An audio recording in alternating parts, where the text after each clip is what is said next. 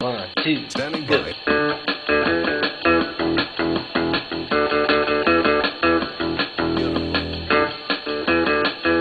You know it. Here we go.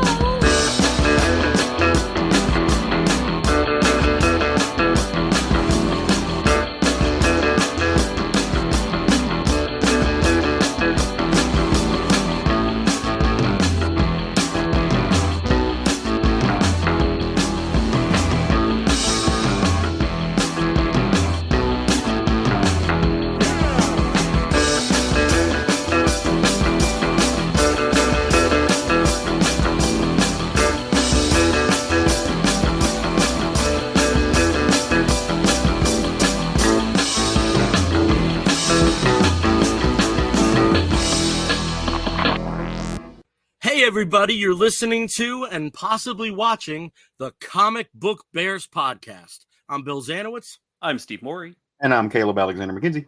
And we are your hairy heavy homos that talk about comic books, but you don't have to be a hairy heavy homo to listen in or possibly stream in. I apologize in advance. My voice might go. I'm dealing with a very bad chest cough. If you folks tuned in to the last episode or the last live stream, which was last night, I was doing pretty good, and things change. So I'll do my best. That's all I can do. That's all one can do, is to do my best. Well, I'm hoping that at least you're feeling better otherwise, because I know you've been dealing with that cold. Yeah, this has knocked me for a loop, and I just wish I could get a handle on it, because it's been a week at this point. Is no bueno. Is absolutely no bueno. There's gonna be a lot of that. But And at a lot least, of it's almost the weekend. But I will say, one nice byproduct of this has been, Steve, you were regimented on this. This was unexpected for me. Whole lot of Godzilla and sci-fi films from the 60s that we've been watching. So oh my god. And the fact, so I just went into it going like, I'll do 25 days of Godzilla. I know there's plenty of Godzilla movies, at least, 25. There's 38, I think, total. But that's including the American ones. But yeah, I've been sticking to it pretty well. I am a little bit behind. I haven't watched today's yet. And I was late in posting the All Monsters Attack, which, oh god. La Bamba. It was so painful to watch. It was a clip show. It is so bad. It's so, and the funny thing is, it comes after a fairly good movie in Destroy All Monsters. So, it's painful. It's painful. So I shouldn't rush out and find this, is what you're saying. Whoa. It's like, if you're not a completist, just don't sully the memory of it's so bad. Oh my god. So like this one I thought was kind of interesting, just because it, like, the story itself was pretty lame, but the theme song, because I thought like the movie itself can't be that terrible, and it kind of was, but then the theme song is horrendous. I mean, Godzilla has a theme song that's basically sung by a kid who screams off key. It's a woman. It's not a child. It's a woman. That makes it worse somehow. It's the quote of the night. Honestly, it's not a child. It's a woman. It's not a child. It's a woman.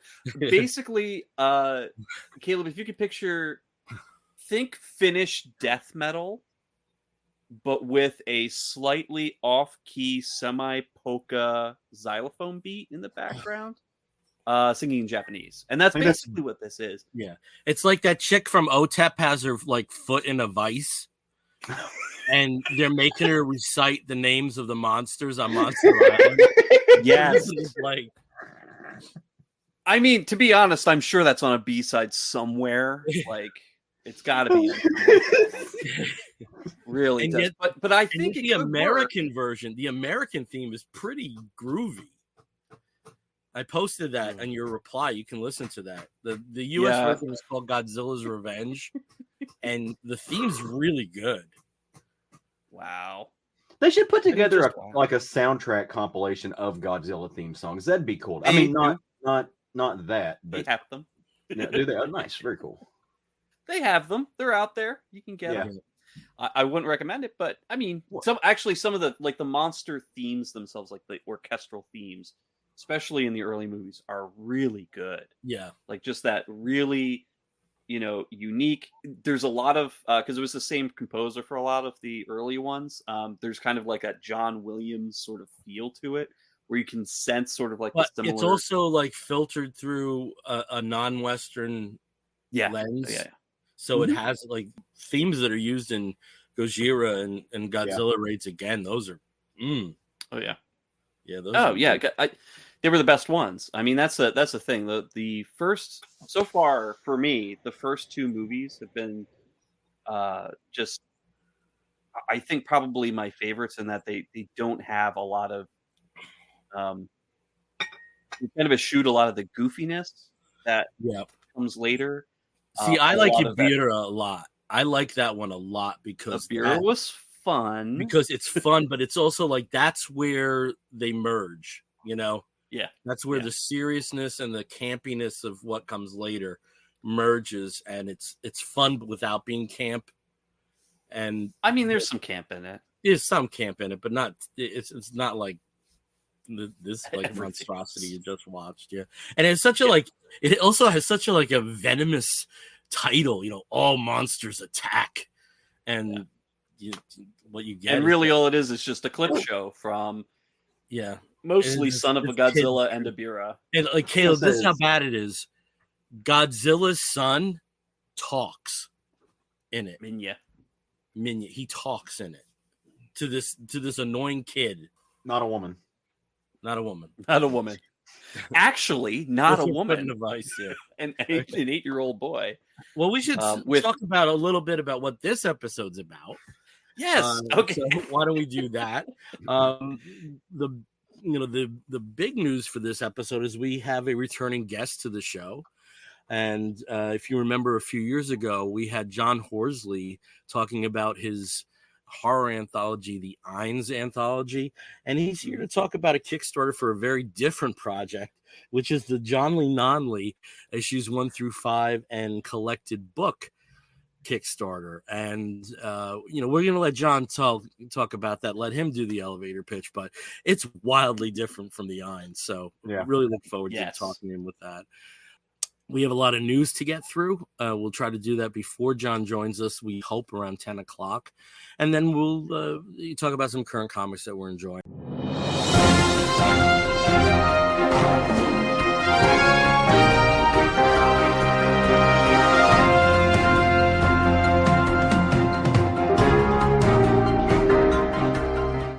I guess the big bit of news is the box office failure of the Marvels, and again, if you joined us last night or you tuned in, what was the last episode, we had a review for the Marvels on the last episode. There's a lot of theories, a lot of conjecture about why this is apparently tanking at the box office. Steve, why don't you lead us into that discussion and give us some of the rationales that have been bandied about? Well, I think part of the problem here is that over the past, I mean, maybe even 20 years, whether a movie is good or not is like good in the general, understanding of the public, is if it makes money. So, obviously for people who watch movies, who love movies, they're going to see movies. They're going to have films that they know are good, films that they know are not so great. And for them, however much money it makes at the box office is meaningless. It's just icing on the top if it does well, and kind of disappointing if it does poorly. But especially for superhero movies, if it's not hitting like the 700 million, the 1 billion mark after several months of being out in the theaters, it's considered a lesser run, Marvel or other superhero flick. If it doesn't hit those blockbuster numbers, and it's always the first week really where that sort of pace is set, traditionally, by Or the traditionally first I mean the past weekend. 20 years. If it doesn't hit in that first weekend, that Friday, Saturday, Sunday, it's considered a failure, a massive disappointment, regardless of how it's, how critically how it's doing or what the word of mouth is saying about it. It's like, oh, it didn't make anything. So therefore it's cut your losses, just run far away from it. It's not worth it. It's not worth seeing. Just let it die, is kind of the sentiment. And Disney is no stranger to that, especially this year. That kind of rhetoric, that kind of conversation was happening around their last Pixar movie, Elemental, earlier this year, which had the same kind of disappointing first week in the box office. They're like, well, clearly it didn't make $150 million right out the gate, so therefore it's an absolute failure and a big bomb. And that bomb language continued for I think maybe 20 weeks. It felt like it was in the theater somewhere because it kept making money. But because people who saw it went and actually who enjoyed it would then tell others about it. Like, you can go see it. It's not a terrible bomb that's going to disappear. But you have that example, but you also have movies like The Haunted Mansion. You have The Little Mermaid, which did underperform. You had Ant-Man and the Wasp: Quantumania that had a very respectable first week and then just trailed off unbelievably. Well, I think to that point, I think that movie had the opposite effect here. Like that movie got a lot of hype. People went and saw it, realized it was not critically very good. There's a lot of things about it that went wrong. The story was very choppy, and the effects were terrible. I'll happily just say that. I think when it first came out, I was like, I'll treat it with kid gloves. And I've watched it again since then, and it's not great. And people, and that got out. It's like, you can just wait. But I mean, to that extent too, though, you're dealing with a lot of factors that play into this, right? It's not only, you have the small scale as far as time goes, with the fact that we have had a writer's strike. There was a lot of stuff happening. There was not a lot of output for this. They did not invest a lot of money in word of mouth and getting it out there, and doing promotional materials for it. There's still a very big subset of the viewership that are like, streaming is going to happen. I'm already paying $10 to $12 a month for this. I'll just wait. I don't need to go out and see this in the theater. You've got people who are never going to see this movie anyway. And you've got people who are going to be hit and miss, but there's a lot of theories behind it. I appreciate that people took a pause on being experts at global geopolitics and interracial relations for a week to let us know about their expertise in the cinematic world and the logistics of how money is made by billionaires. I appreciate that, but ultimately we don't know, right? And the average movie person doesn't know. And if you haven't seen the film, or you're not going to see the film, then you have no room to critique. What's the point, right? I mean, I think it boils down to, I liked the film. I think people should go see the film. I think people should wait to see the film. I'm not going to plant my flag on, Marvel's hill. That they don't need me to get them any more money. But it's a fun time, right? Like, I'm not going to break myself and, thrash myself on the tree of woe for them either. But it's a solid film that I think people should go see. Yeah, it's a shame that opportunity for a film to shake off first week reaction just isn't there. Yeah. It just isn't there. And, in the past, we had a situation with home video. Something people forget, it's considered one of the iconic movies of the late 90s now, but Office Space was a bomb. Yeah. And I saw it in the theater. And I now went it's in the movies, and there were two of us in there. Yeah. And, home video played a big part in Zoolander as well. There was another film that, really was just a blip and connected with people enough to get a sequel. I don't know with streaming if we really have that, that opportunity for films to get. I mean, I know with series, like Netflix with Billions. Is it Billions or is it Suits? I get the two mixed. Suits. It's Suits. Now that's like a hugely watched show where before it was, it did fine, but, not the blockbuster numbers it's doing now. Eventually there will be that film where that happens, that it just busts out on streaming, that it didn't perform as well in the theaters. But, with the advent of streaming, monetarily, it's not the same, that a film has a possibility of a second life. I think that's, and the studios really only have themselves to blame for that. I mean, I'm sure the same kind of rhetoric was, and kids films are a little different. Because there are examples like Coco did not have a fantastic first week, and then it was a steady for about 3 months. So kids films are a little different, and sometimes it's the dynamics of, oh, my kids can't go this week, but they can go next week. That, or you have parents who are like, I don't want to go, and issues, with a packed house with my kids and try to wrangle them. I'll wait to like a quiet time of the week, or but after a couple weeks. I do think fatigue for the moviegoer that is not dedicated to hitting every particular chapter of the MCU.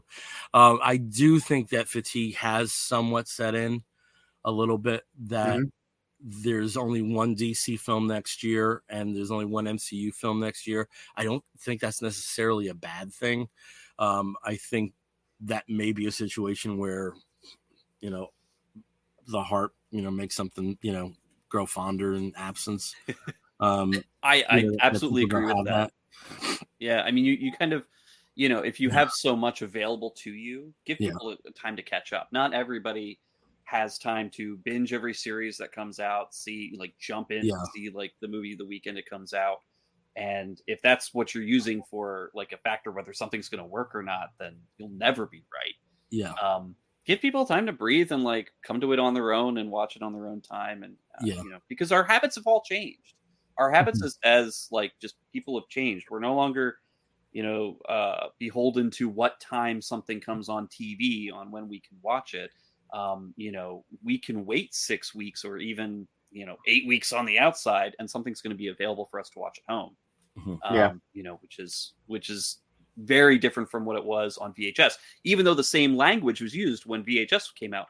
Oh, if people can just watch this or rent this at home, why are they going to go to the movies to see it? They just need to wait 6 months, and they can see it, in the comfort of their own home for $3 or $2 rental fee. Obviously, that wasn't the case. People didn't just stop going to the movies because videotapes were available, or they didn't stop going to the movies when television started, being a thing. It's also really interesting post-pandemic that there haven't been a lot of films that have been runaway successes, but the ones that have brought in insane money. Thinking Barbie. of and Oppenheimer, Barbenheimer. I mean, that is the 1-2 punch that did way better. Spider-Man: No Way Home. Top Gun: Maverick. These Super Mario Brothers. There's these numbers are really, really impressive, and would even be impressive pre-pandemic. It's just not filtering down to like 3 or 4 more films. It's almost as if there's like just a very short queue for the top, and then people will, like Caleb said, they'll have other options down the road. It's interesting what that dynamic is. I don't know if the pandemic itself is a factor, because it seems that escapism is an element of, apart from Oppenheimer, is an element of all the success of all those that I've mentioned. And this definitely feeds into escapism. So I don't know why this, apart from, of course, the, misogyny, why this didn't connect, whereas something like Guardians 3 did.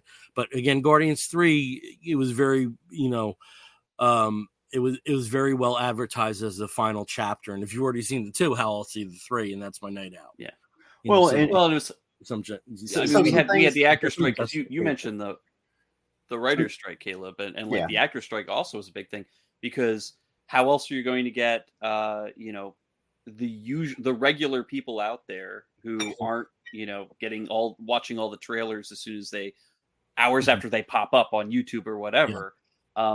You do it through the morning talk shows, you do it through the late night talk shows, you do the stupid vanity asks 100 questions about your new movie kind of stuff that's on that's and I think there are some films that some of them are kind of like that's not a big factor, but I think with some of the middle range films, those definitely do benefit from that kind of exposure. The two recent examples I can think of, one's a comic book movie, one isn't, Blue Beetle and Grand Prix. I think both of those would have very much benefited from the cast being out, raising the word that the films are out. Yeah, but there's also some other aspects of this too that folks aren't necessarily considering too, right? So when we think about, you mentioned Guardians and James Gunn. James Gunn has kind of got this built-in, borderline cult following, right? From his movies and stuff, and people kind of know what to expect. And there was enough distance between Guardians 2 and Guardians 3 that there were other James Gunn's projects in there that people kind of flocked to. We didn't get that from they didn't flock to Suicide Squad. No, they didn't do that, but there was, like you said, well, there was advertising. But there's also factors because again, that was like that was a surge. Sure. And let's face it, Spider-Man No Way Home led to a surge. The previous Suicide Squad also didn't perform well, right? So there's a built-in thing there.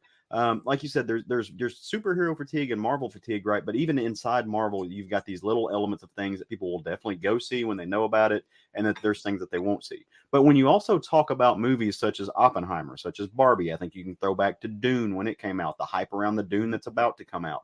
There's a novelty to all of those, right? And so, and this goes back a little bit to the conversation that you just mentioned with the misogyny and stuff that's wrapped around it. There's the whole, go woke, go broke or whatever. And Barbie made bank, right? Like, so obviously that's nonsensical, right?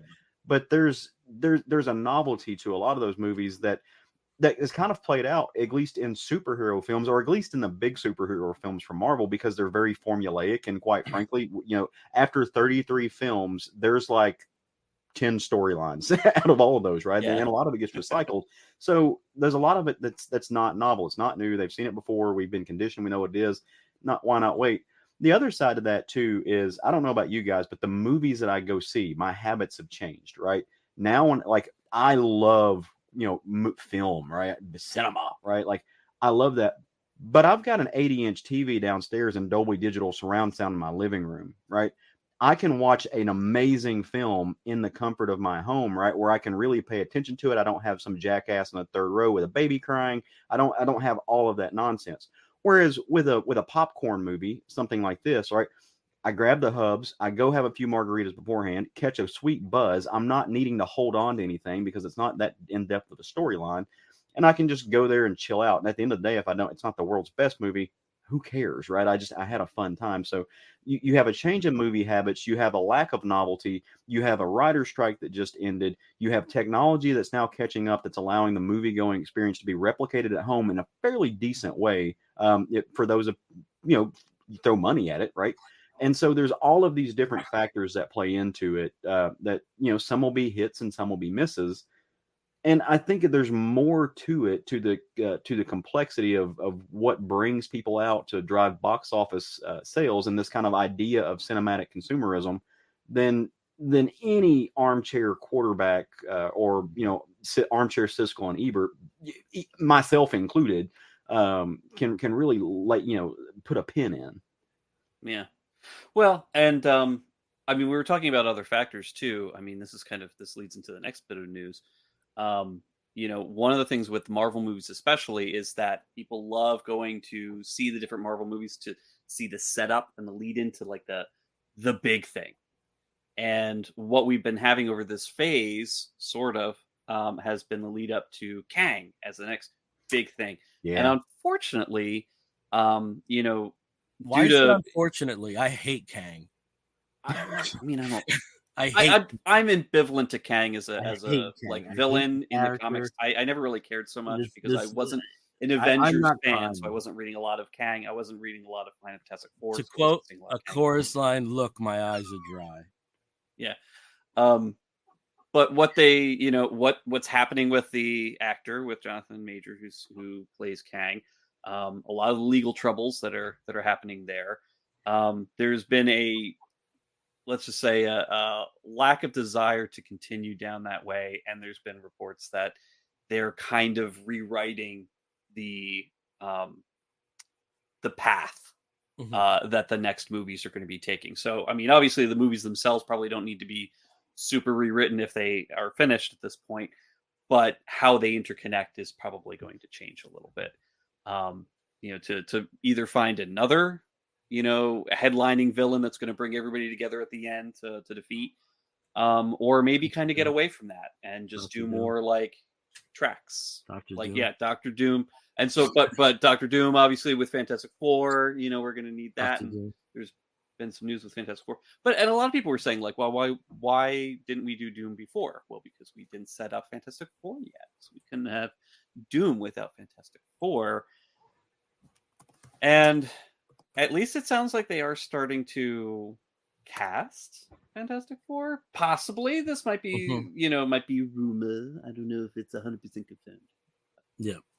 There seems to be a lot of reporting for a rumor here. Seems to be a lot and that's why it's kind of tricky. And, you know, let's just say who is being talked about is Pedro Pascal as Reed Richards. I'm very happy about that because I find him to be a very appealing actor, and I think a lot of success with Reed Richards hits on how appealing that performer is. Because it is such a layered and complex character who really has done some really shitty things to the ones he loves, you know, however you look at it throughout the canon of the comic. So I think that's a plus.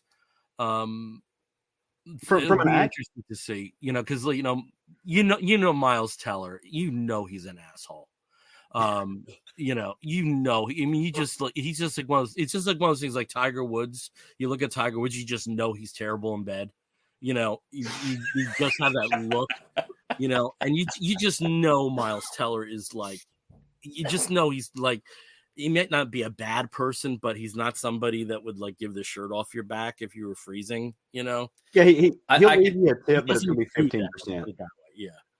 Yeah, he'll leave you the minimum tip. Yeah. So, but it's interesting. So I'm very excited about that because I do think that's key for Reed Richards. You know, since with a well balanced Fantastic Four script, it should be him carrying the film effectively. Yeah, it's an interesting casting choice too, right? Because I mean, from as far as actor charisma goes, like he's pretty spot on. But as far as body type goes, right, not somebody that I thought they would have cast as Reed Richards. Reed Richards is usually very tall and very skinny. Pedro Pascal is kind of famous for being just hot dad bod, which is not what I think of for Reed Richards. But that's cool because if elasticity is his thing.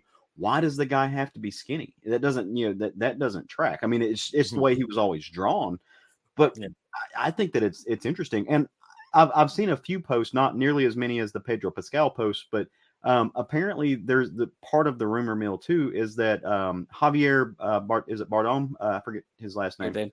Yeah, they're talking like the rumor is he may be being cast as Galactus. Like that'd be really cool as well.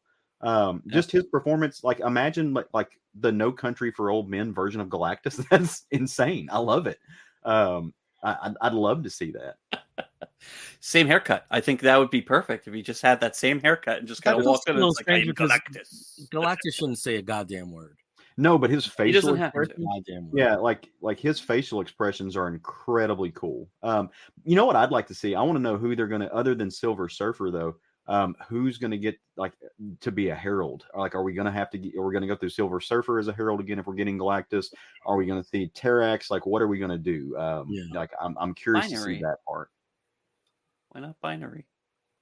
We just saw her, so why not? Oops, I mean, sorry, spoilers. I will say, but going back to what we were talking about a while ago and joking off of what Bill said though.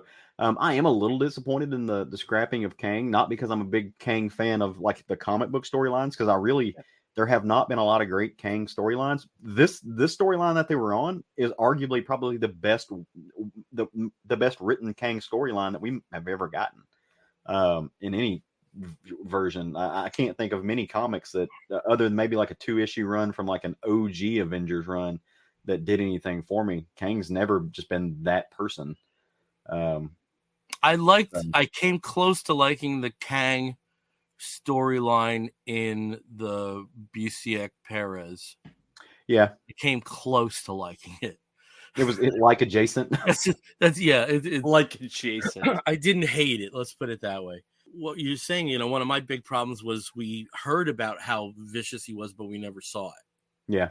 And to me, that was a hole. But there were a lot of holes in Quantumania. There were a lot of a lot of teas, not a lot of actual media. Yeah. So the other rumors for actors, Vanessa Kirby is still being bandied about for Sue Storm, but apparently pre-pandemic, Melissa Benoist, or just like 2021, like post-pandemic, but a couple years ago, apparently Marvel absolutely loved her screen test. She was one of 4 actors that did screen tests for parts. I mean, I could see her again. I really would like to bring her back as a hero in some kind of media. Yep. And Joseph Quinn as Johnny Storm, and Eben Moss Bacharach for Ben Grimm. Those are the leading names being bandied about. And I also like Pascal because it kind of balances out like a totally white cast. Yeah. Also, with bits of news, the actor strike is over. And with that, there are some comic-related shows and films that have gone back into production. I believe next week we see The Sandman Season 2 and Deadpool 3 resume production. Captain America Brave New World resumes post-production. It's already been filmed, but they're resuming the post-production elements to that. I imagine we'll see something fairly soon about Superman and Lois, especially with the abbreviated season that it has. It's funny because everyone's talking about how abbreviated that season was. That's going to be the norm for the next year. Yeah, coming up. Yeah, of 10 to 12 episodes. So but we do have shows that are shows and films that are going back into production as a result of the end of the actor strike. Yeah, which I'm glad that that they are going back into production. I do not begrudge them for holding out as much as they did because the deals that the studios were providing were garbage.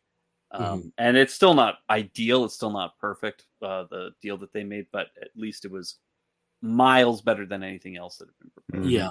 Way better than I do think from a particular podcast I listened to, it seems to put them in a fairly decent negotiating spot in 3 years when this is over.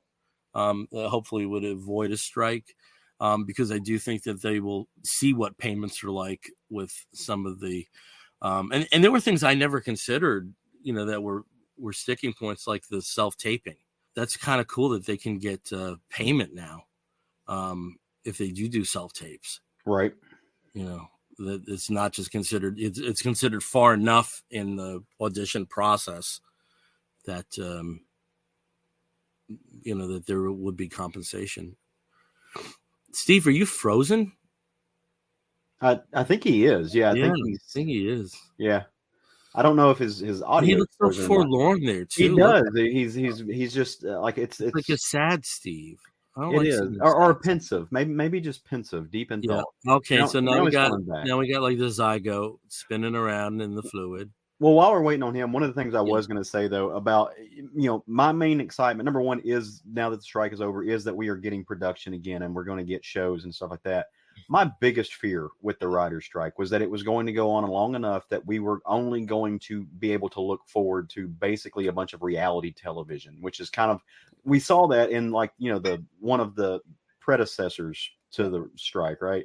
Where a bunch of good shows got scrapped and turned into crap. And then we just were flooded with a ridiculous and offensive number of just reality television shows, which I personally hate. And I think it's a detriment to society. But so I'm glad that those are over, or at least that we did not see that influx flood us, right? And maybe that's also a thing with streaming too. That well, I think we're already drowning. We're already drowning in reality shows. There's not much more they could shove in. Yeah, there's no more gaps to fill. I'm thinking of Steve's reaction and thinking of all those goddamn baking shows you have from around the world on your Plex. I mean, I love the baking shows; those are great. But I mean, who needs yet more? Yeah, Big Brother. We don't need 5 seasons of Big Brother in one. The one classic reality show that I did enjoy was The Mole, because you weren't out to make someone else lose. You were just out to promote yourself forward. And if someone, didn't have the points, that was on them. That wasn't on you. I like that. I like that dynamic. I thought that was a good show. I wish that it continued. Well, there is, if you like that, then you'll like The Traitors, because that's kind of the same concept. Yeah. Except they're all kind of in this mansion together. They all have to work together for challenges every week or whatever. Yeah. And then at the end of every night, the traitors, whoever they are secretly, selects at least one person to kill every night. So somebody's going home every night. They don't know who. And then the next day, they have to figure out who was the one, or who were the traitors, who were the ones that sent the other person home. See, so that sounds nasty to me. That sounds nasty. Oh, it's an interesting concept because they, I don't think I like that. It is really interesting because the people, when they all get there, they don't know who's going to be picked as a traitor, and those contestants get picked, and they have to kind of like. Doubt I'd enjoy that show at all. It's a lot of fun. The British one's a lot of fun. I doubt I'd enjoy that British one bit. But yeah, from a train wreck standpoint, I used to love The Swan, about the plastic surgery. That was like, and they had that like really like over the top British female hostess. Are you ready for your reveal? Because I'm ready for even more. Because there wouldn't be any mirrors. Like people can look in the mirror for like 2 months.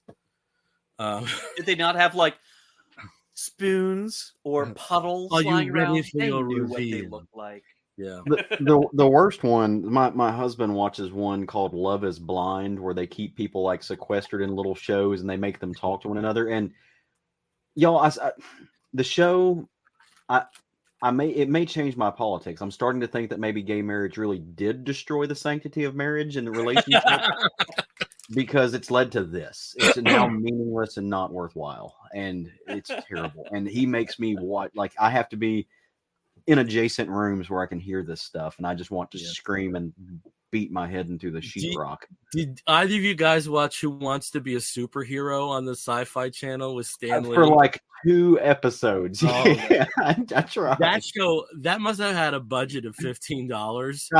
That's generous. Like that is generous. It was a potluck craft table. I can tell you that. It was basically people had to bring their own hot dish. If you haven't seen it, it was essentially just a cosplay contest or something, right? Like that's pretty much. Yeah. I do have an autographed picture of Fat Mama though. Why? She was at this small con and she was very nice. Yeah, okay, fair enough. That's good. Oh man, but so for new content, and again, another movie that's coming out, and I think we talked about like, there's only one MCU movie next year. There's only one DC movie next year. There's 3. We have 3 Sony movies, Spider movies, possibly 4, depending on when they can finish the next Spider movie. That won't be finished. That won't be finished. Probably not, because they have to do all the audio. But you have Kraven the Hunter that's been pushed to early next year.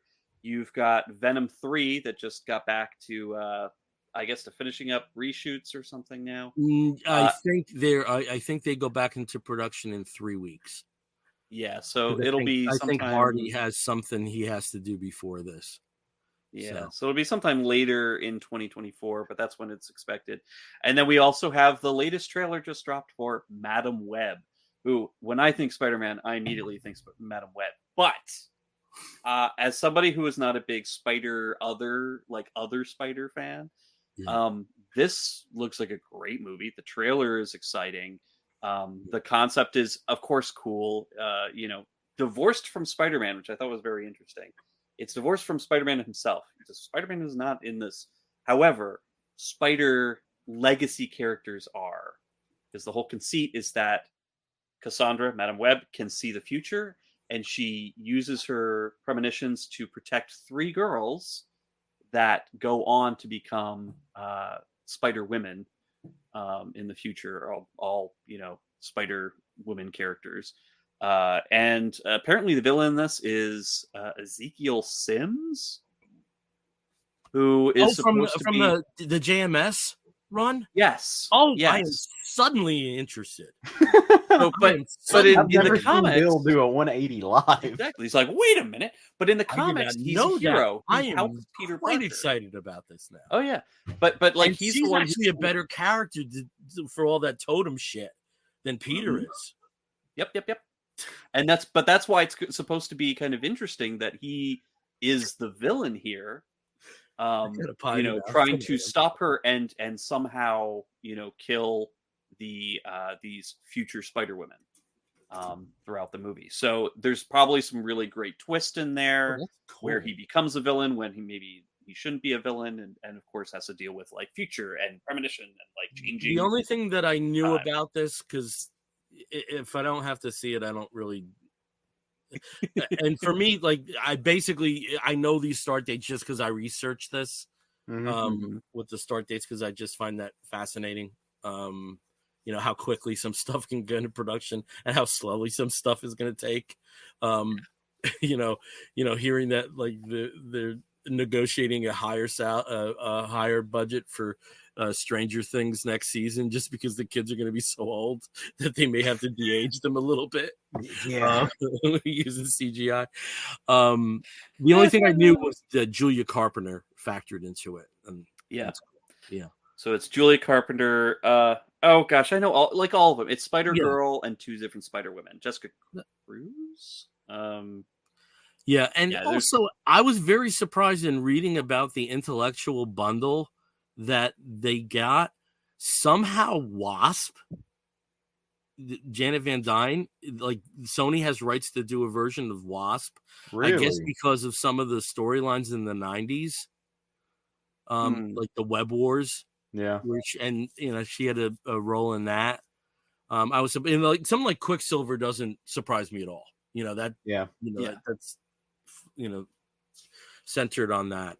I'm actually okay with that though, because Marvel, I like what Marvel has done with Wasp, but we haven't really seen a lot of classic Janet Van Dyne, right? We've seen elder stateswoman Janet Van Dyne, but so maybe we get some young Janet, right? We get to see some of that fashionista Janet, like that would be very cool. Yeah, I know she I'm not really that versed in 90s Spider-Man, but I knew she was part of some of the storylines, so I guess that's where the justification for that comes in. Yeah, the favorite and yet thing they don't have Kingpin. Yet they can do like an animated Kingpin, but they can't do a live action Kingpin. Yeah. I don't know. I don't know if they're even going to bother with the Janet Van Dyne. I mean, really? I doubt they will. I doubt they will. But it was just interesting seeing, some of the characters that that were part. I think, it might be if there was anything that ever fell under Spider-Man editorial. I don't know. Maybe. But then if that's the case, wouldn't Cloak and Dagger fall? But what about Firestar? Yeah, but they weren't. Could be. I mean, there's eventually going to be a Black Cat movie and Silver Sable, I guess. Are we ever going to get six-armed Spider-Man though? That's the real question. So I'm sure. I want Spidey in a Fantastic Four shirt with the bag on his head. Yes, that's the Spider-Man I want. My favorite. I want my Spidey to look like Frobish Man. My favorite thing about this though was our friend Hassan talking to our friend Arnie about this either today or yesterday. I forget which one it was. And he basically, our friend Arnie famously has an entire run of ASM, right? From Amazing 15 to on up. And he said, Hassan said, "Hey, Arnie, did you?" I have to ask this about Arnie. Was it just the original series or everything after that? Everything. He's current. He's current. Okay. Yeah. As far as I know, he's current. But so Hassan was asked Arnie if he'd seen the trailer, and Arnie's like, "Well, yeah." And Hassan's like, "I just wanted to extend my condolences." And Arnie's like, "For what? What do you mean?" He's like, "Somehow this made the worth of her first appearance go down even more." And Arnie's just like, "I hate you." So, which it did. I looked it up. Yeah, somehow it did. Like the value of Madam Web's first appearance dropped this week. I don't know why. That's the opposite of what normally happens. Is it old lady Madam Web? I Versus, don't know. Like Cassandra Webb? Because I know there, like the old lady Madam Web was the original one, but then there was Cassandra because she went blind, but then she, could see the future.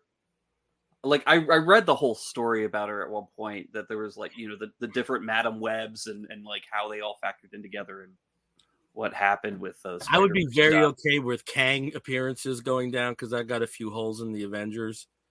I would be very okay with that going down. Yeah. Eternals went, whoa. Oh, yeah. You can get Eternals like on apart from like the first issue and wherever. There's one character that comes in later, maybe Cersei, where she's not in one, but she appears a little later, and that issue still has some traction. But yeah, the Eternals went. They're much easier to purchase now. Star Fox. That kind of peaked. Yeah, I guess it's important. Yet that damn Mobius, that issue of Fantastic Four with Mobius, that still retained its value. For some reason. Damn, I'm gonna cough again. I'm very sorry, guys. Okay. I think we're still waiting for John. I know he was going to be wrapping up, but he is not yet available. Do we want to maybe start on our comic reviews? No, do we have some other news to get to? I thought we did. Well, we did. It's a blip, but one of the things, something kind of cool happened today. And for those of you who are like 90s comics fans or OG cartoon fans, a very famous, very well-known property jumped back in the mix, something that we have not seen in a while, and to kind of rave reviews. I've seen a lot of people love it, and that is the return of G.I. Joe comics, and it picked up sequentially. So G.I. Joe number 301 came out today. It's written by Larry Hama, who famously is a legendary scribe of not only that, but a lot of comics, but it's drawn by Chris Mooneyham. And I haven't read it yet, so I haven't made it to the local comic shop to see what's going on. I might actually pick this up because I like Chris Mooneyham's art. Our friend Jason Wood has posted some images on it here and there, and of course they're just available on the internet. It is ridiculous. I have never, ever seen the Joes look this cool. It is absolutely stunning. So if you're nostalgic for 90s, if you're nostalgic for mid 80s cartoons, kind of that world, and you grew up on Joe, go to your local comic shop, see if they got an issue of 301, or if not, order it from a place that you can get it from legally. Obviously we want to pay for it, but yes. Since you guys have spent so much time this week watching these kind of old school Godzilla movies, old school properties, are there anything like G.I. Joe, like this kind of cartoons that you're nostalgic for from your childhood that you would like to see kind of come back and be have this resurgence? I mean, famously for me, I say famously like I'm somebody nobody knows who the fuck I am. But Gargoyles came back, and this got me all excited. I'm still reading Gargoyles. It's one of my favorite animated shows. So is there anything like that you guys would love to see kind of come back in a respectable way? Mine's all fringe stuff, like Visionaries and Mask. Yeah, Visionaries. Mine's all like Visionaries. Yeah, I'm a sucker for Arthurian legends, and that was better than that King Arthur and the Knights of Justice or whatever that stupid thing was in the 90s. I had the toys. I had some of the toys for Visionaries. Yeah, they're in the bunker. The little hologram. You just like heat it up. It was touch or heat sensitive or whatever. You just kind of like rub their chest and you could see like their crests in like hologram form. It was very cool. Yeah, It's a very transformative moment for young Steve. And the leader of both sides, they were just all rub their belly, and it makes me happy. But they also like the Leoric and Dark Ling Lord or something. Mm-hmm. Dark Storm. They were like kind of daddies, you know. Yeah. If you remember, Steve. So there was an appeal there. Mm-hmm. Captain Power and the Soldiers of the Future. I would mind seeing that.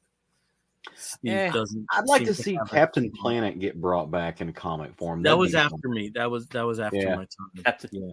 I think Captain Planet had its resurgence in Robot Chicken, and I think that was a perfect venue for it. Okay. Yeah. So.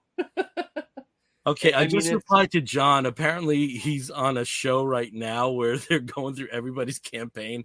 So I just told him to, just hang in there, and we'll start our current comic talk. So he's being held hostage. So let me see. So in terms of that, we got a Marvel and 2 DCs, right? I think so. 2 Marvels and 1 DC. 2 Marvels and 1 DC. 2 DC. No, that's right. No, you guys 2 DCs and a Marvel. Start with the Marvel, then we'll do the DC. So Steve, you're on Marvel Island. You talk about. Great. Okay. So I've been a fan of this character, this X character, for a long time. I've bought several of the other, volumes of this character when they've come out in solo books, and there have been several of those over the past several years. But Louise Simonson decided that she wanted to take on Jean Grey, and so she did in the latest series, the latest volume of Jean Grey, solo title. It's just it's a short mini series. I believe it's going to be 4 or 5 issues altogether, and the first 3 have already come out. Basically, it takes place concurrently or right immediately after the disastrous Hellfire Club this year, Hellfire Gala this year, that resulted in the fall of X, where Jean Grey was essentially practically declared brain dead. She was attacked immediately and completely made defenseless. However, that's not what is happening in her head. In her head, she is confronting her entire history as the Phoenix and as Jean Grey, and seeing if there's anything that she can do, because she still has that cosmic connection, to see if she can change history a little bit and find out where things went wrong, and if there was something she could do to completely, prevent Orcus's rise and and the fall of the X-Men. That is a very cool premise. It is. It's very really cool. Neat. And the fact that it all takes place kind of in her head, but also through all these major transformative moments in X-Men history where she played a pivotal role, or the Phoenix played a pivotal role. And so in the first one, she basically goes back to when the young X-Men came back from the future. And she basically says, well, what if I didn't erase all like my memory? What if I just didn't? Yeah, because that was what happened. There were so many young Jean freakouts. Oh yeah, in all the rest. Oh man, it was like every 3 issues. There was like a total meltdown. She had told those. Oh, it was great, and like people, were dying, or people were not dying, or something would happen. But in this one, she basically is like, well, what am I going to do? And so, like, all the time, she was constantly having to fix things because she remembered everything that was going to happen, and so she just made sure that like whatever Magneto's doing, don't worry, we got that covered. All sorts of stuff. And of course, that turned out to be an absolute disaster because Scott became terrified of her. Everybody else, she ruined things over and over and over again by trying to change history, as the young Jean, and completely just made a mess of things, and it ended up in nuclear disaster, essentially. So then she tried again in issue number 2. She goes to the point where she, as the Phoenix, or right before the Phoenix, they are piloting the Blackbird down from space, but all the shielding has been destroyed. And this is the moment right before she, her spirit and the Phoenix are combined after she supposedly dies, in piloting the ship to keep everybody safe. And she's like, well, what if I listen to Wolverine? Because Wolverine said, hey, I got this healing factor. I can pilot the ship. You and everybody else get in the back. And then I'll pilot this down, like the cosmic rays and the, the lack of heat shielding and everything. I'll be fine. I'll survive, and everybody else will be safe. So she's like, yeah, why not? So she does that. And at that point, unfortunately, it is Wolverine who then is combined with the spirit of the Phoenix. And this is pre working through emotional issues Wolverine. This is Wolverine who hadn't remembered Weapon X existed and Weapon X happened. This is Wolverine who had a lot of mental blocks and a lot of anger issues from nowhere and didn't understand it. Well, the Phoenix, of course, unlocked all of that immediately. He goes off and starts slaughtering people left and right with now the power cosmic, essentially. And so she and Scott have to go and try to stop him. And in doing so, the Phoenix is like, hey, I sent somebody else who's got some issues. Hey, the Scott guy looks like he's got something going on. So it jumps from Wolverine into Scott, and again lays waste to everything, except for Jean, because now he can actually use his eyes using the power of the Phoenix. But things go horribly wrong because again he's not strong enough. He's never been mentally strong enough to really support the Phoenix. I mean, even after what happened in AVX, that was a disaster for everybody. So. And that was only a portion of Phoenix's cosmic power. So she was like, oh, well, fuck this. I completely screwed this one up too. I mean, I had to accept the Phoenix. There was no option. There's no better option. I always had to become the Phoenix here. So then she's like, well, maybe there's some other point in time. Maybe it's when we went to go and save our son, because Madeline, the only reason why Madeline went crazy is because of we took the son and sent him to the future, to hide him in ship, and she didn't know about that at the time because she thought everybody was dead. But no, I'm going to tell her. I'm going to try and make this all right. And it does not go over well either, because then good old Goblin Queen Madeline Pryor herself realizes, wait. If we're the same person, kind of, and have the same soul, kind of, can't I just, knowing everything just become the absolute overlord of Limbo and Earth and everything, and also accept the Phoenix? Why not? I need the Phoenix too. It's just disaster after disaster after disaster. Nothing goes well. And here we are, kind of like, we're going into the end game here. She's running out of options where, these critical points to try. And so I'm looking forward to the next issue. Louise Simonson is doing an amazing job writing this. She's so fantastic. She does such a great job being in Jean's head, and also taking all these scenarios in perfect what-if fashion, and just really going crazy with the with the eventualities here. Bernard Chang is on art, and I love Bernard Chang. Yeah, wonderful artwork. Marcelo Mielo is in colors, and of course gets everything. I mean, you can see here with all the costumes, all the different colors and looks and styles of Jean throughout the years, and Ariana Mar or Mayer on letters. I just think this is amazing. And also Amy Reeder, shout out to Amy Reeder for the covers as well. The main covers that we have, it's just so dynamic and so much fun. And these are people who really truly love Jean Grey and love what kind of craziness she can get up to. And I'm excited to get to read it. And I've always loved the character. I've always loved everything that they've done with her. Well, maybe not everything that they've done with her, because there's a lot of crap that she's been through that I'm like, why do you have to do this to her? But here she's getting to revisit all of that crap, but with full knowledge, full cognizance of what's to come. And it's exciting to see her work through that.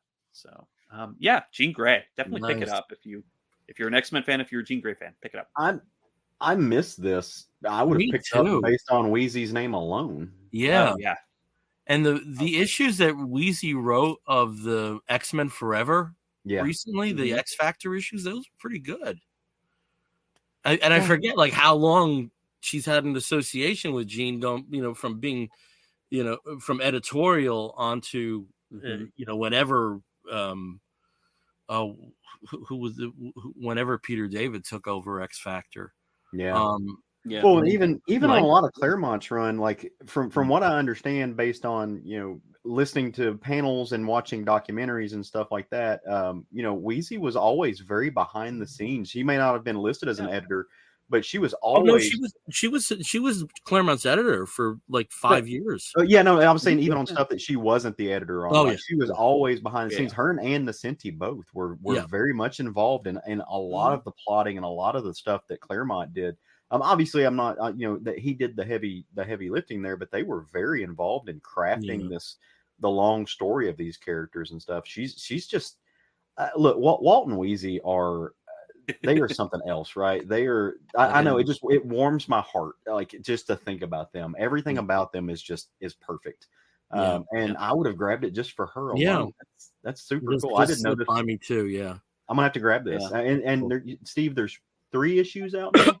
There are 3 issues out so far. The 4th one comes out, I think, next week, maybe the week after. Or maybe a trade. Yeah. Yeah, I definitely. If you, right now it's close to the end, so if you wanted to wait a little bit and pick up the trade, that's recommended too. Or if you want them in singles, you can't wait for those. It's worth it, and especially with some of these covers that have come out, they have some good variants too. Nice. Plus Amy Reader's stuff, I love. So yeah.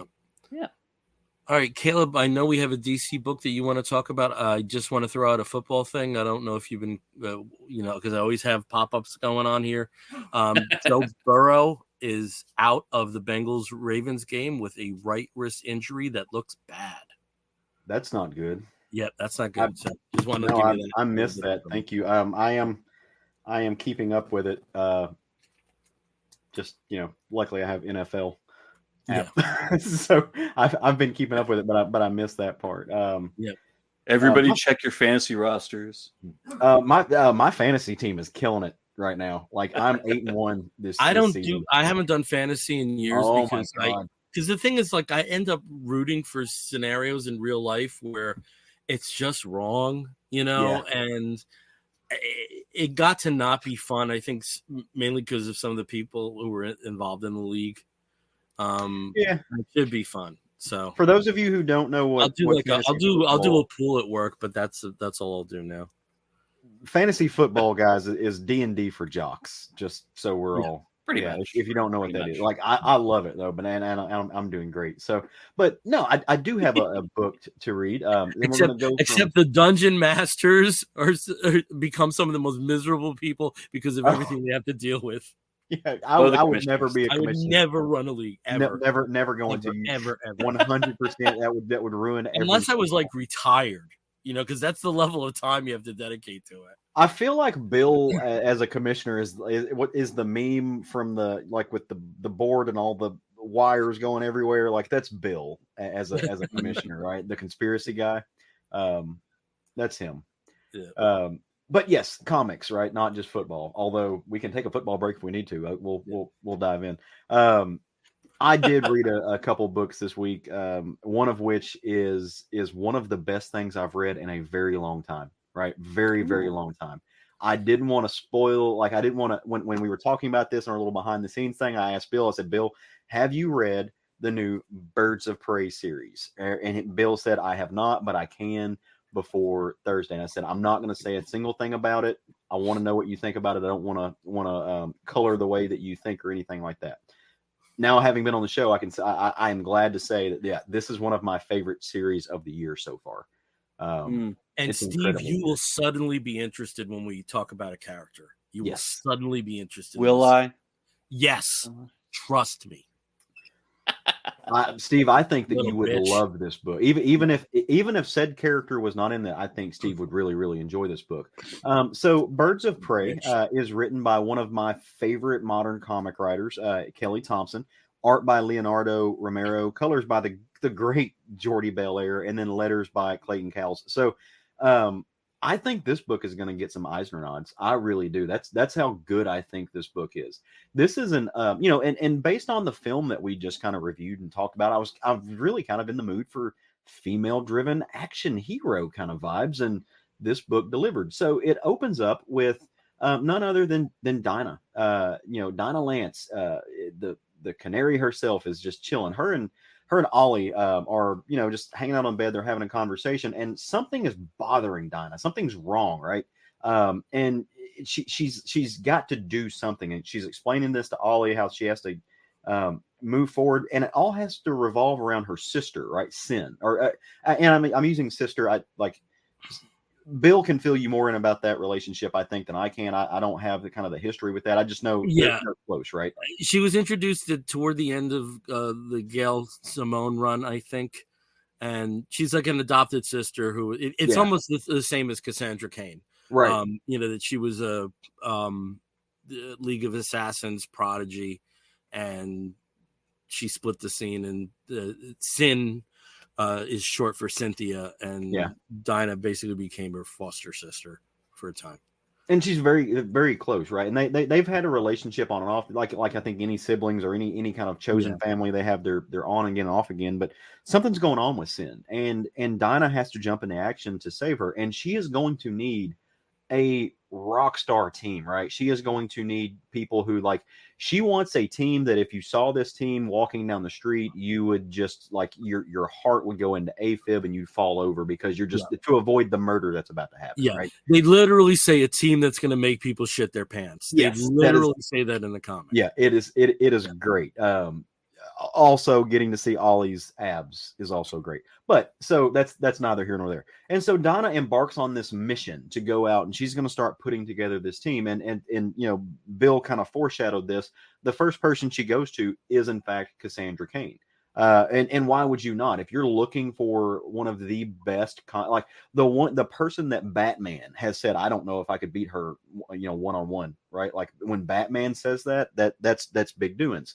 So, she happens to find Cassandra just destroying some League of Assassins ninjas.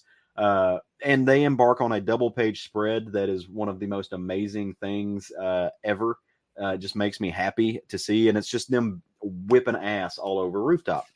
Stop number 2, they go to fetch the next member of the group. And while Cassandra Cain is small and surgical, right, they might need an enforcer. So they go to the one person who fits that mold and who would be great on an all-female team. They walk up to Big Barda and like, hey, you come here. And Big Barda is like, oh, what we're doing. And by the way, Big Barda is just beating the hell out of some vampires when they find her. Because, why would she not be? And so Barda's like, sure, you've got a scalpel, you've got a tactician, you're going to need some muscle. I'll join the team. And she's a little hesitant at first, right? She's not quite on board, but then Dinah's just like, hey, this is about Sin. Like, Sin's in trouble, Sin needs help. And Barda's like, oh, well, you should have just led with that, right? Like, well, that's what we needed to know. We've never seen that story, so that's going to be interesting. I know. I'm excited about that. That's going to connect some dots. I love when they do that. They let you know, hey, like there's history here that's new history, right? That is cool. From there, we go to meet the next person, right? And this makes me happy as a fan of this particular world, right? They go into Wildstorm, right? They pull that in there, and we get Zealot. The next person on the list that they're going to recruit is Zealot, and they just happen to find Zealot. And if you know Zealot, she's knocking boots with Grifter. So they were doing what they were doing, and they jump up and they're like, hey, grab your swords, come on, we got business to attend to. And she's just like, where are we going? And Dinah's just like, yeah, that's going to be a story, right? You just need to trust me and come with me. And it's this building the team exercise. They add a few more folks. It wouldn't be an all female driven DC story if Harley Quinn was not involved. So of course she's there. And I am the kind of person that when I see Harley Quinn in a book these days, I'm just like, okay, that's, kind of eye roll. Maybe we're just shoehorning her in. She's kind of like Batman. She's ever present. She's everywhere. Really works well in this. Kelly Thompson makes it work extremely well in this as far as fitting her into the team. She's that element of chaos. And by the end of the book, there is one person to add to the story, and it's this kind of futuristic character named Meridian. That again, I've seen Meridian before. I am not completely familiar with who she is. I know she's a time traveler. She in the world that we're in now, her name is Maya Mizoguchi, but she goes by Meridian in the future. She's got this very Bill, what is the early anime where they're flying, like they're the hawks or whatever, they fly these Hachiman. Yeah, Gatchaman. Like she's got this very Gatchaman look to her. And now the team has all been assembled. Right. So, and they're all curious. But let's get Steve excited. Okay. Because Meridian reveals that her younger self is Maps from Gotham Academy. Exactly. Yep, there we go. We got a gay gas. He went away. He turned his camera off. I got so shocked. I actually just had to shut off the camera. That's so Maps. Mizoguchi. Maps. Yep. My Maps. Yep. Oh. He is on this. Oh, and now you're interested. And just Steve, for her, just all the other pages can just go away. But just her. It is. I want a screenshot of that face. Okay, we're good. It's kind of a spoiler, right? And as you can see from the cover of the first one, that's the one character they don't show on here, right? So sorry to spoil that for anybody, but the book is 3 months old at this point, so you had time. Starting in book 2 right now, we need to find out what's going on. Also, the storyline, I should say, is called Megadeth. So I think it's awesome because Kelly Thompson, but of course she did. And so essentially what happens in issue 2 is this is the juxtaposition part. Right now, the team has been assembled. The gang's all together. We got to find out what's going on and what's happening and why they are where they are. And it all circles around, and there's this really good editor note about the third page. It says, hey, you need to go check out the new Wonder Woman to find out what's going on because the Amazons are not in the best of place, and they're actually taking military action right now. Like there's some big doings going on, and that plays in part, right? There's a lot to issue 2. I'm not going to get into much of it because I really want to talk about the art more than the story now that we're here. Where this goes in issue 2 is that this team has to break in to some place that is supposedly impossible to break into, right? Some place that other than possibly like 1 or 2 people or 1 or 2 men, no men have gone, before, right? It's and that's a big clue. But they have to get there somehow, some way, and that's going to take some Harley Quinn creativity, right? So I want to leave it there. The storyline in and of itself, just by itself, would be enough to get me amazingly excited. I think it's incredibly well done. Kelly Thompson is dynamic. I love her. She's fun. She's bright. In much the same way of the film that we talked about yesterday, she takes this kind of, she's not afraid to be violent. She's not afraid to show you some down dirty nitty gritty, but she's not cynical. Like there's not a lot of cynicalness to there. Or even if you go back and you read, Jeff the Land Shark stuff that she's done before and that whole series.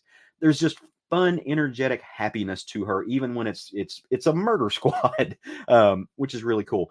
But Romero's art is jaw-dropping. And I mean, and it's a combination of Romero, the lines and Belair's colors, but it has got a retro feel. He plays with the panels. It's not fourth dimension breaking, but he angles the panels. So like when there's a scene where people are sliding down the building, he angles the panels so the panels look like a slide. He has this eye for motion, this kinetic energy. It's a little bit, it's like I was trying to figure out how to explain the art style because can I offer what I felt? Yeah, absolutely. You know how Mike Allred is in love with the 60s? Yeah. This is a Mike Allred who's in love with the 90s. I could see that, right? I also saw some but in love with the 90s, but not afraid to homage the greats, right? Like there's there's some Wally Wood in the lines of the face. There's also there's John Romita heroic poses throughout, and I don't think you automatically you've seen here, apart from Dinah's posture there, that's probably not an artist you really would think of as an influence, but the more you go through it, it's almost like there's these like classic Spider-Man poses, and he's doing it for these ladies. Yeah. Well, and the, I love that element of it. I do too. And the art style is not in the same vein, but when you look at the positioning and you look at the composition of pages, it's there's some Darwin Cook composition there, right? Like I thought that was really cool. And Belair plays it perfectly with these kind of muted, matte, oftentimes pastel colors, and they're not afraid to play with Zipatone, which, I'm a whore for Zipatone. I love it. It's just, it's a really great combination of things that you get to see here that add up to a very new take on a classic feel. And I mean recency bias, right? But there's some Mooneyham in this too, right? Like there's some of that feel for it, which is that 90s element. I think it's really, really great. Visually stunning. The story flow is amazing as far as just the reading the panels. It's just a win. I can't get enough of this book, and I cannot wait to see what kind of shenanigans they get into, right? Especially when they get to where they're going. The way that they travel there, Bill, I don't know if you've read issue 3, have you? No, I only have the first 2. I am not going to ruin that for you, right? So, but the way that they travel where they're going is phenomenal. The people that they tap into to help get them there is hilarious. This is fun stuff. It is really fun stuff. I highly encourage everybody to pick this up. I really do think that this is going to get some award nods. It's just magical. It really is. I really enjoyed this too. I love that with a series being Dinah-centric, that they pull from almost every version of Dinah. So, the only time that Dinah really had a relationship with John Constantine was on Legends of Tomorrow. Yeah. Yet that relationship is there. It's here. Yep. Yeah. With Grifter, that her main connection with Grifter was from the New 52 era Team 7. That's there. So there's a lot of cool elements where it's just, if it happened, we'll throw in. I love the justification for Harley being part of the team, not just as a chaos agent, but that was mostly on Cassandra's instigation, where they were in a street fight, and she basically tells Dinah, she almost beat me. This is somebody we really should have. And anytime you see Harley Quinn, you just think sales ply. That's me, right? Yeah. And there's there's such an organic rationale to why she wants to be part of this team, and how she's kind of a perfect foil for Dinah in a lot of this. The thing I love the most, Big Barda as Thor. I loved that. I loved it. I can't believe no one's ever done that before. It's, when you have a powerhouse, and it's so natural and such a sensible choice. I also really love that this is a Birds of Prey that by edict, Barbara Gordon can't be part of. Right. And, there's a hole there, and they know there's a hole there, and how that's going to be addressed as time goes on. It'll probably be very interesting, but, I'm not as effusive. I thought this was a very, very, very, very good book. I don't see it as like a runaway with Eisner's, but it's definitely worth picking up without a doubt.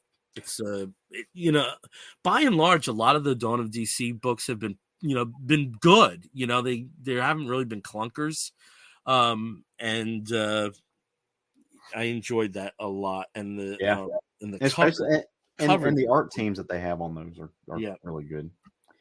Cover's great, and I mentioned earlier some of the stuff they do with panels. Steve, if you go back to full screen, if you could. One of the things that they do here, right? Like they're pushing people. The skeleton thing. They push. They do. It's not breaking the fourth wall, but they're using the medium, right? And I love when artists do that. They use the panel and the medium as a part and plot of the plot of a storytelling element, right? It's outside of the panels, but it's inside the comic book. It uses the negative space. I think that is brilliant. That shows a really a mastery of the understanding of what comics can do as a visual literature. You also, I mean, you get some of the ways that he maps out the pages, some of that composition we were talking about. I can't get enough of this. I'm sold completely, right? I won't be surprised if it doesn't get noms because the world hates me, and that's fine. I think it deserves a lot. I want to get as many eyes on this book as possible because it's one of the best. It's one of the better things I've read. It's clever. It really is. Cool. All right, cool. Well, I mentioned Dawn of DC, and my book is also a Dawn of DC. And Steve, if you can put up my graphic here, this book is Alan Scott, Green Lantern #1. So the writer on this is Tim Sheridan. The artist, who I am unfamiliar with, was Cyan Tormey. Great work, and a stunning cover there by David Teleski. And with the retconning of Alan Scott as a gay man, which was basically germinated as part of the Earth 2 element of the New 52. That's one element of New 52 which has survived. There's been some, interesting short stories here and there, but he hasn't had the opportunity to be the anchor of a storyline until now. So what is this story about? It starts off in 1941, and he is in J. Edgar Hoover's office, the closeted leader of the FBI from the 1930s into the 70s. Steve, one of the graphics I have is Alan in. No, we'll go to that one. Yeah. So this is basically where the storyline starts, and Hoover is basically pressuring Green Lantern to be more active with the Justice Society of America. Now, he's considered a founding member, but that was more because he has a fairly high profile in Gotham City. That is where Alan Scott operates. That he and Batman and Superman and Jay Garrick are kind of figureheads, but they're not really active on the day-to-day team. And that actually is reflected in the original JSA stories. And he kind of strong arms him into becoming a more active member of the Justice Society. And how does he do it? He has pictures of him and a dude in the nude in 1936. So the storyline goes back and forth a little bit. This was one of the I thought structural problems with the issue, because it wasn't clear cut what was 1941 and what was 1936. But if you go to the other image, here we go with 1936, and you have two men who were part of the Army Corps of Engineers in bed together. That certainly would have been depicted back in the golden age. And what you do have here is, a very believable gay relationship, and, touches on issues that, apart from just, needing to hide, it's the first time I've seen Alan Scott's religion brought into this, where he does view this as sin and is trying to come to terms with that. A lot of the Alan Scott as gay has, they just been flashes. There hasn't been a really deep dive into this, and this series does provide that opportunity. So in terms of what's going on back in 1936, you can also refer back to the Golden Age short story that's in the Golden Age sampler, the new Golden Age, whatever, that's come out in a couple of different names, where there's this force known as the Crimson Flame, that is this power source. And the Army Corps of Engineers decide they're going to harness this, and they bring along their best and brightest, which includes Alan Scott and includes his compatriot there, Johnny, who is apparently a very brilliant mathematician and brilliant in terms of the physics aspect of engineering.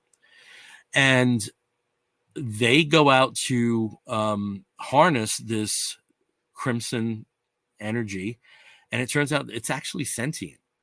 and that causes some problems. Now, we don't have the full storyline because we bounce back and forth. In 1941, Alan is a bit upset naturally because he's being strung into activity because they got the goods on him, and they also know he's Alan Scott. They know Green Lantern is Alan Scott. He talks to his closest thing he had to a sidekick, Doiby Dickles. And that dude was an element for a number of stories throughout the 40s with Green Lantern. And as they're talking about this, they hear that there's a robbery and that people have been kidnapped over at a bank. And he goes to investigate, and apparently there's somebody looks a lot like Johnny. And then we flash forward. We don't have the full story. And then the last panel is shattering. And it just is, it's really hard to look at as, any kind of gay man. So I'll just show it. I didn't provide an aspect here. So Steve, if you can go full here. I love that scene is Harvest of Youth is the other page. But if you could just go to the full version, you'll see here. Yeah. You see Alan Scott in Arkham playing upon Gotham mythology, and it says, "That's why I'm here." And the next is conversion. Yeah. So that was jarring. And I found Tim Sheridan to be a very good hook on the history of being closeted, and it was a definitely worthwhile first issue, and I'm very enthusiastic about what comes forward. My only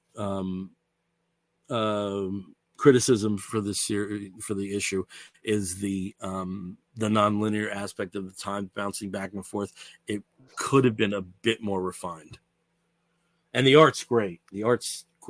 Yeah. Yes, Bill, you said you weren't as familiar with Cyan Tormey. Did a lot of Tom Taylor's Superman, Son of Kal-El, especially towards the end there. That's him? That's him. Toward the end. Okay. Yeah, like 15, 16, 17, 18.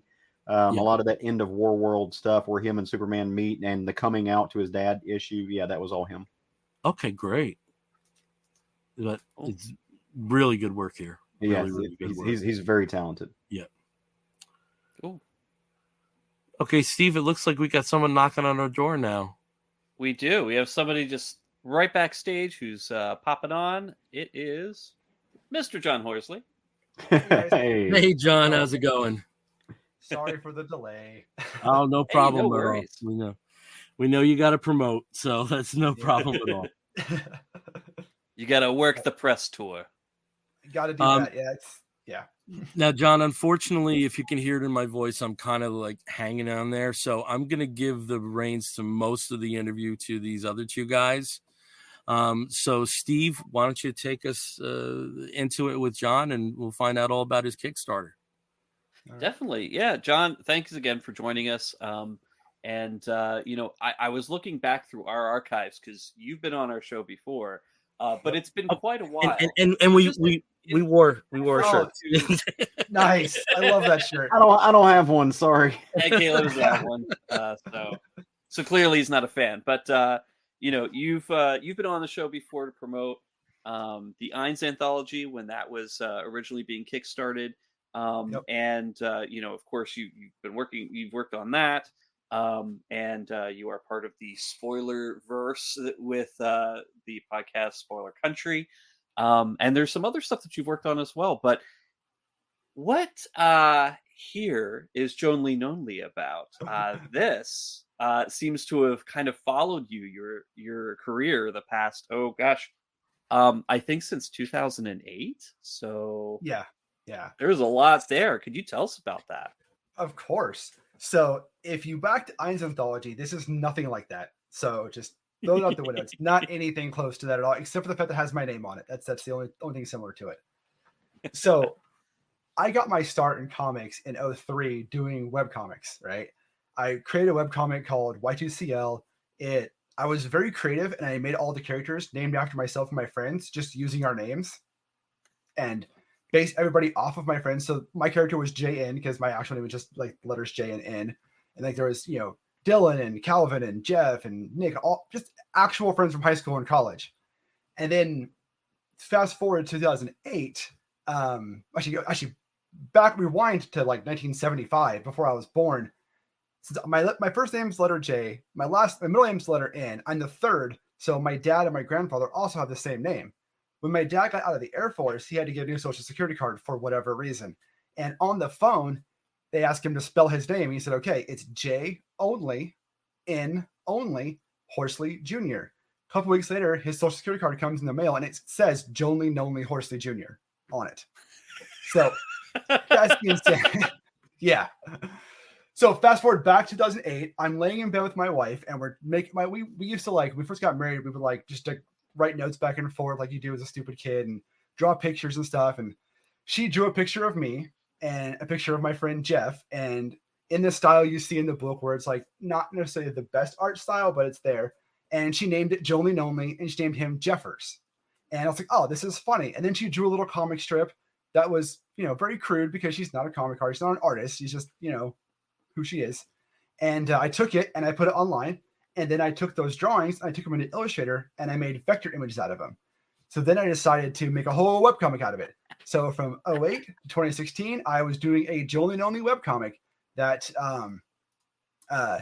was just stupid ass jokes. So the whole premise was like the character Jeffers just tells cringy bad dad jokes, like the most dumbest thing ever.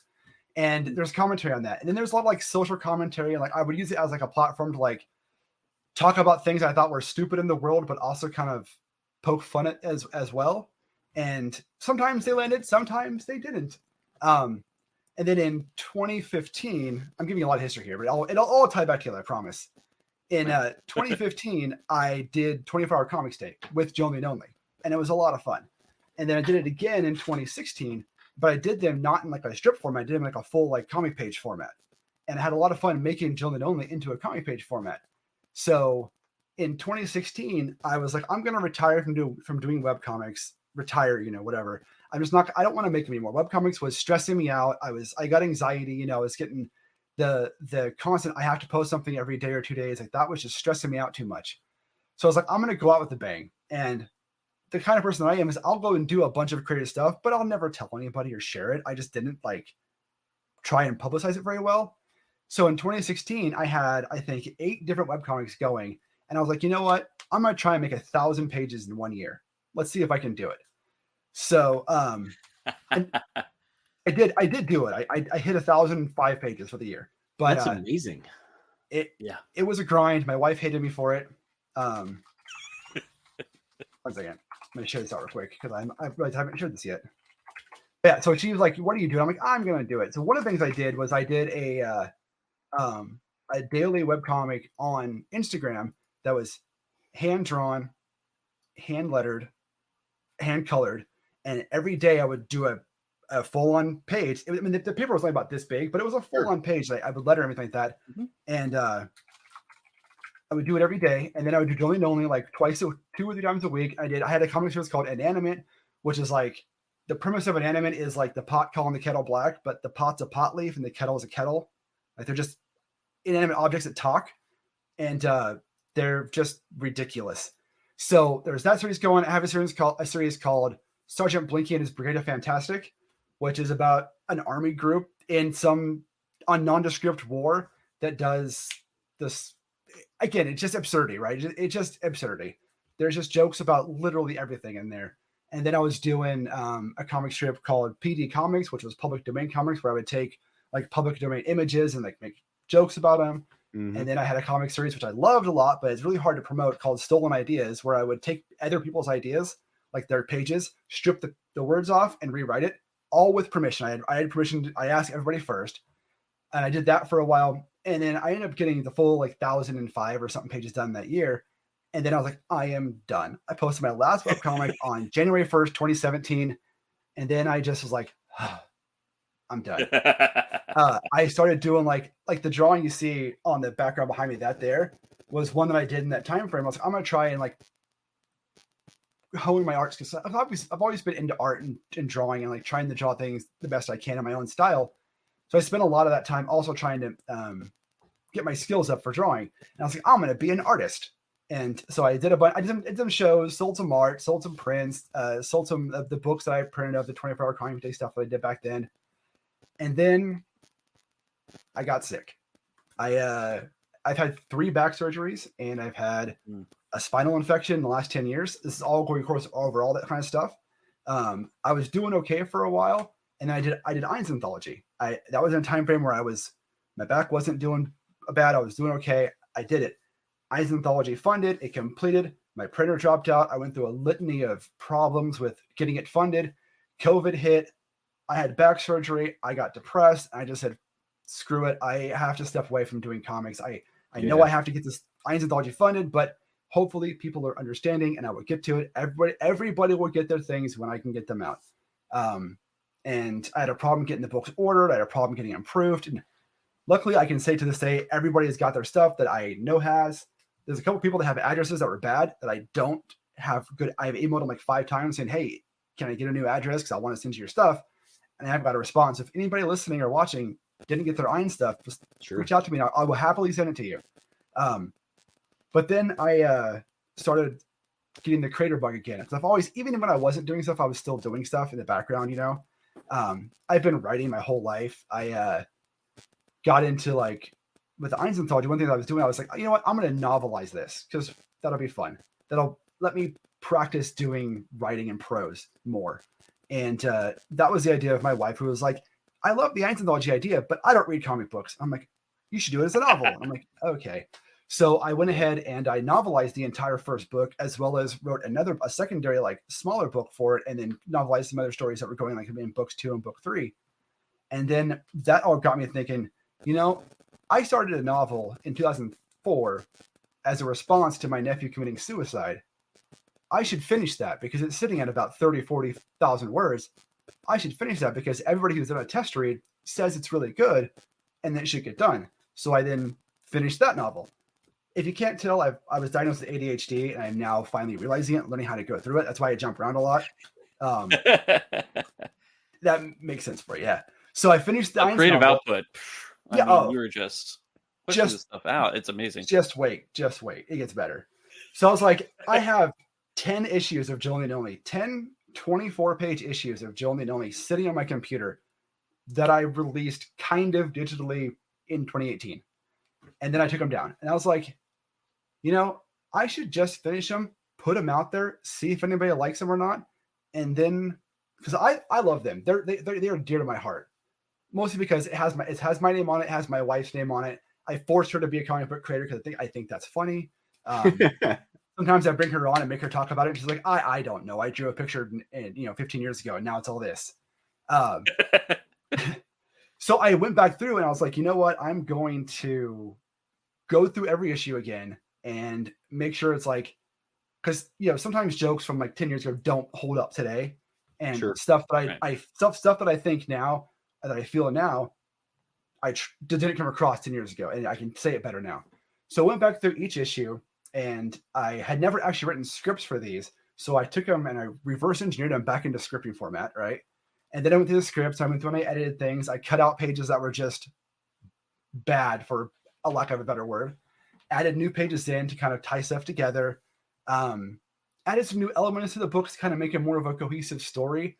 And I say that word very, very loosely because there's not really a story, but there also is a story. Like I said, there's 10 issues done. I've actually written 26 issues. So I've written 16 more issues this year. And you don't realize there's actually a story until like issue 12. Then it's like, oh, this all ties together for some reason. And I know that's me expecting people for the long haul to read a lot of stuff to get to the point where it's actually, you find out there's a story to everything. But again, doing stuff like that makes me laugh. So that's why I did it. Well, I mean, those kind of ephractic anthologies are getting more popular now, right? I think, I think about books like Ice Cream Man. It does something very similar in a sense that, like, each issue of this anthology's got a different artist, like it's telling a different story, but over the long run, there is this umbrella narrative, right? So, I mean, I think that is a way to, sure, like you said, it's getting people to tap in for the long haul, but I think for comics readers who are looking for that, and that's one thing that we do hear some criticism of, everything's written for the 4 issues, this, that, or the other. There are people out there who are longing for long form comics, right? That do that kind of creative culmination. So I think that's a really cool concept. Mm-hmm. Thank you. And the one thing I don't do start... is I don't write for the trade. I write for the Right. I write for the issue, and I write for what's going to work for that issue. And if it works, whatever that trade story is done, that's how many issues are in it. Some of them have 5, some of them have 6. I don't try and worry about like, oh, I need to make 6 issues to make a trade. No, whatever the story is going to be, is what the story is going to be. Yeah.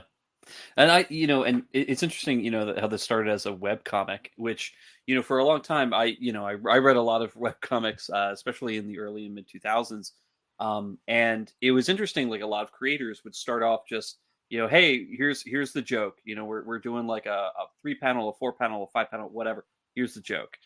But there is that sort of progression that happens, and it comes from, the people who are putting them out as a writer, as an artist, like understanding, hey, these characters have more to say. There's more to this than just like, hey, I got a couple jokes to put out there. And I think like going back to the old newspaper strips, That's where my brain went. Exactly, like going back to the old newspaper strips where you had For Better or Worse. You had the Bill Ahmed's Foxtrot.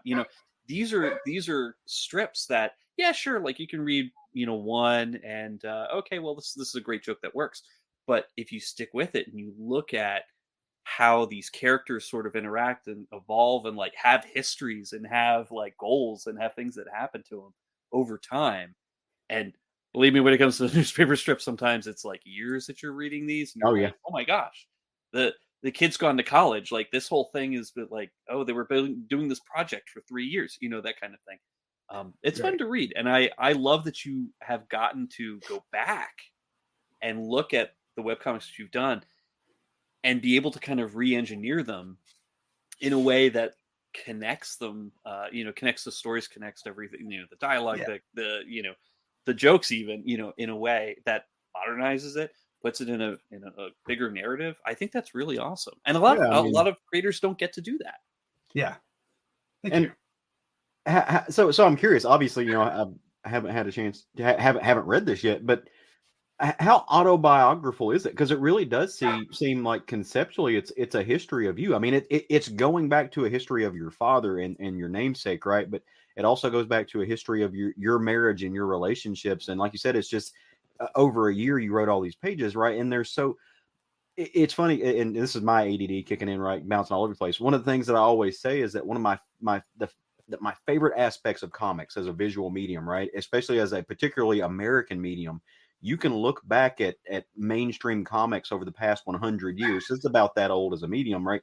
And it really is a history of American pop culture, right? It's not just throwaway stuff. There is a history. You can track the socio-political dynamics of Western culture through comics. And from a long form history standpoint, that's very cool. Like if you're talking about this as an archaeological or anthropological, I can't say that word, standpoint, I'll take it. It does that, right? But you're doing something on the smaller scale where you're doing that same thing with your life. And not everything is going to tie into like the day-to-day. This is what I did on Tuesday, January 15th, blah, blah, blah, blah.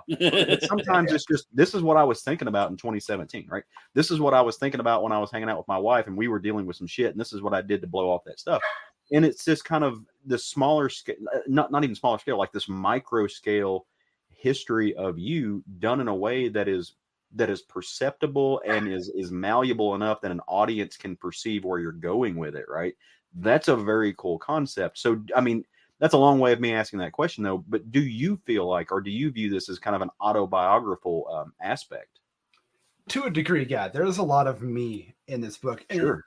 A lot of me is spread out with all the characters. And in so much that this person right here is actually in the book. Like there's pages where the characters actually interact directly with like photos of me, right? Yeah. Where I'm interacting with characters and talking to them, because the one thing about the Jonly Nonly characters is they're very self-aware. They know they're in a comic book. They know they have relatively shitty artwork. They know very meta. Yeah, they know they have bad jokes sometimes, and they get upset about that, and they yell at me for it. And it's so fun for me to do that because it allows me to like tap in that whole ADHD. I'm gonna bounce from thing to thing and try to make a narrative out of it. Whether I succeed or not, that's yet to be determined by people who read it and review it. I think I succeeded. I love the book, honestly, all of them. But I'm also not ignorant to the fact that I know it's a hard sell for people because the art's not the best, and the art turns people off because the art is very much like vectorized. Like, I mean, that cover is a lie. The art inside is not like that cover, you know. And that cover is like, that's me, like, when, like, streaming as the issues come out of my head, because it's really just me pouring all my thoughts and emotions and feelings into a book about, a dick and fart joke book essentially. But there's a lot of my political views, my views on LGBTQ, my views on science, my views on education, my views on literally anything. I find ways to put in here, talking through different ones of my characters. What's funny is, like, one of the big themes of the book, or two of the big things, is like one of the characters, Jeffers, is really big into fishing, like huge into fishing. It's a recurring theme through the whole thing of him into fishing. I cannot stand fishing. I have no interest in fishing whatsoever. That's literally put in there because the character of Jeffers is based off of my longtime friend Jeff, who is actually a championship bass fisherman. And I always make fun of him for it. And he always calls me an asshole. And I'm like, it's whatever. So that's in there for that. And then there's like a whole entire issue about Star Wars. Issue 5 isn't completely about Star Wars. And I'm a Star Trek guy. And for me, it makes me laugh that I did a Star Wars issue when I actually like Star Trek better. Even though you wouldn't know that if you read the book, because there's I actually did a lot of research into that issue to make sure I was saying the right things about Star Wars. And one of the characters named Earf is named after my friend Nick, who is a huge Star Wars fan. So I leaned on him to, like, make sure I was saying the right things for that issue. But I mean, it's like the meta jokes of, like, I do some of those things to make myself laugh, but nobody's going to get it unless they listen like this and they hear me say, yes, I did a Star Wars issue because I like Star Trek and I thought that was funny. Yep. Stuff like that. Yeah. Yeah. Well, I kind of get that Star Trek thing as well. I'm a huge Star Wars fan, but I'm also a huge Star Trek fan. So I like both, but I grew up watching Star Trek with my dad, Also, today would have been my dad's 75th birthday, so happy birthday to him. Very cool. He passed away 10 years ago, but yeah. Oh, that's good. Yeah. Well, so the thing I like about, number one, I take your point about, I grew up watching Star Trek too, because when we were growing up, there were 3 Star Wars movies, right? And they weren't available. Exactly. So I take that point, and they were all, it's the difference between film and serialized television. But going back to the thing you're talking about, right? One of the things that you said you were considerate of, at least in a way, is that this is a hard sell to certain people, right? This is a hard sell for audiences, which goes back to, I think, did that play a role into kind of the way that you set the Kickstarter, the funding levels? Which, by the way, I should say, at least from what I'm looking at, looks like you were aiming for $1,000 and you've surpassed that. So now you're onto those stretch goals. So, yeah. But was that one of the reasons why you set it at that level? Was that kind of what you were thinking? It was, yeah. The Kickstarter was set up very, very specifically to where, like, my whole goal with this was just to print it and get it in people's hands. Like, I didn't want to have. Hold on, my dogs are barking. Hey, we're all dog owners, so I have 5 dogs, and they're all in the room over there. Yep, so 3 over here. I have 2, but they're all sleeping right now. Mine were sleeping. I do have them home. There you go. I've got. I actually have the. Should be able to see it pop up here. The Kickstarter page itself. Yes. And what we'll do is we'll also put the link in the comments for everybody who's been watching, so to be able to see that. And then when we post this, we'll put the link as well, so everyone has a copy, has the ability to get there. But yeah, tell us about the Kickstarter. What do you have for the goals here? Like you said, congratulations for being funded. That's awesome. But you still got 19 days to go, which means there's a lot of opportunity here for people who have not yet signed on to join your Kickstarter. Yeah, so I set the goal at $1,000 because I wanted just to print it. So I set it to where I could get enough money to print the copies that sold. If I made more and got my goal of printing the number of copies I want, perfect. But I wanted to at least just make it towards a low goal to where whoever bought it, I could print it, and also a printed copy for myself to put into my bin of my own books that are over here. And so it was very specifically done that way in that format. I was happy enough to fund late last night. And then before I could even announce my stretch goals, I hit the $1,100 mark this morning when I woke up. So the first one's already there, already done. Very cool. But yeah, so I was very cautious about this Kickstarter, to be honest, because I was like, I spent a lot of time talking with Kenrick, my co-host of Spoiler Country, my co-publisher of SV Comics that we made. and my editor, Greg Smith, basically being like, I don't know how to sell this book because I don't think I can kickstart individual issues of this because I don't think anyone's going to buy that. I think they need to have a chunk of the story to read to understand what it's about. Because if you read through the whole entire first chapter or volume or whatever you want to call this, by the time you get to issue 5, the stuff that happened in issue 1 and 2 make more sense.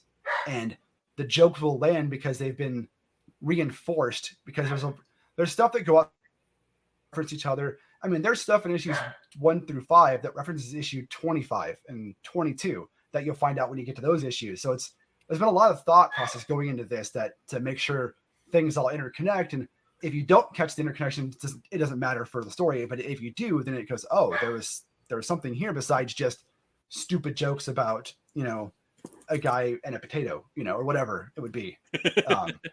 I mean, there's a lot of masturbation jokes in this. I mean, there's an entire cover about masturbation because I thought it was funny and I found a new word. Apparently an onanist is somebody who's an excessive masturbator. I found that out. So I made a cover out of it. I made a comic book cover out of it because that's what you do. And there's a lot of that too. I would find up new words like a deodorant. I can't pronounce this word ever, but it's like a deuterosome, which is what everybody starts out as. It's an organism that starts out with its mouth and its asshole together.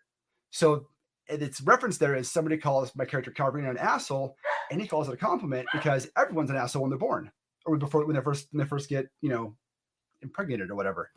And it's stuff like that where I did research on like science stuff, and I find ways to make jokes about it, whether they're good jokes or just cringy jokes. To me, cringy jokes are good jokes if they're done in the right way. And it's just been a lot of fun to make these books and then to get them into here and to get them to where I can actually get them out. And the fact that I'm funded makes me incredibly happy. My wife, who is the co-creator of this, but has nothing to do besides me putting her name on all the books. I told her it was funded and she goes, really? People backed this and funded it? I'm like, yes. She's like, cool. But she is supportive, but she gives me crap. That's spousal support we're looking for. Yeah. Exactly. Hey, I appreciate her. Okay. I appreciate the honesty. Okay, she's honest with me. I appreciate that. That's awesome. That really that is pretty awesome, especially because she's like, I'm gonna have to keep looking at this thing that I like sort of drew, offhand. And her name's on every issue too, so she can sign them all too. And I'm gonna make her sign all the issues when they go out. I'm sure she will love you for that too.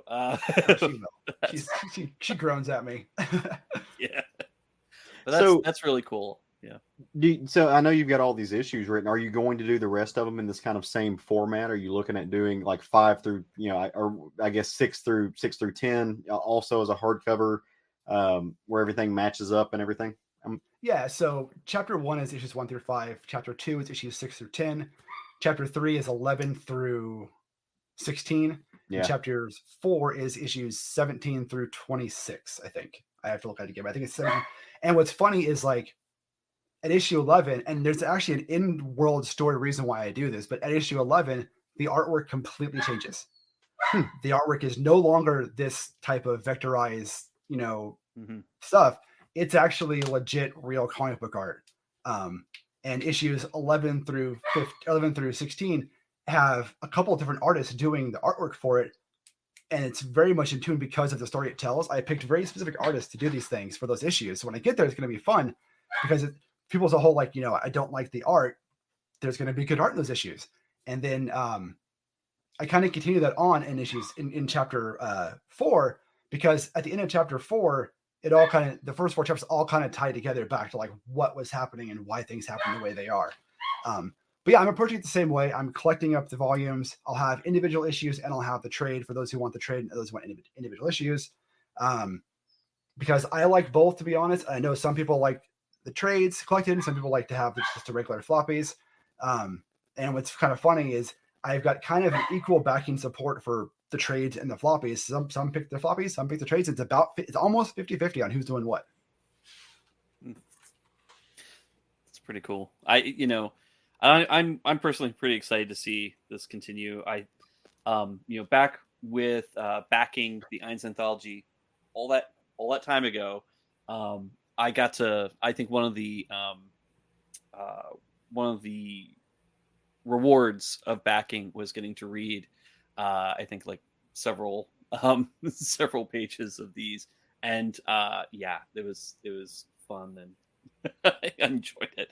So They're ridiculous. I know, but it's it really kind of it spoke to me in that way. It's like, this is what I used to read all the time online, like, especially, and I hope work's not watching, but I used to work a lot of late shifts, like late hour shifts where I was just sort of like clicking through Penny Arcade and things like that, like just reading the web comics. But this is it's fun. So John, Yeah, one thing I was going to say, one thing I need you to do though, I need you to explain your shirt while you're here. Yeah. So for those of you who are listening, John has a shirt that says 420 minus 213. I need you to explain that. So, have you ever heard the song "I'm Awesome" from Spose? Yes. He has another song where he raps a line saying, "I'm from the 420 minus 213," and the chorus is, "Welcome to 207. Welcome to 207." 207 is the area code to where he's from in Wells, Maine. So Gotcha. This is a shirt I bought this from him at a show, and it used to be signed, but one of my kids washed it, so I washed it off. But it's a reference to Spose and that kind of stuff. That's cool. I like that. Can I ask you a few questions? Sure. Oh, sure. Okay, great. Sorry for my absence, but I'm struggling here with the voice. John, I just wanted to say thank you in terms of Web's comics. A lot of the guests we've had on the show, whether it was Zach Cruzy with Mystery Solved, or Steve Bryant with Athena Voltaire, Blue Delaquante with A Human Star, a lot of people have come on promoting projects that either started or basically existed as web comics. And if you go through stuff now, there's a lot of stuff that's disappeared. Even like very big strips like Bayou are just, there's no internet trace of them anymore. And sometimes it's for very understandable reasons. There was one web comic I absolutely loved called Last of the Polar Bears, and that basically came to an end because Lindsay Sybos, who was the writer and artist, became a mother.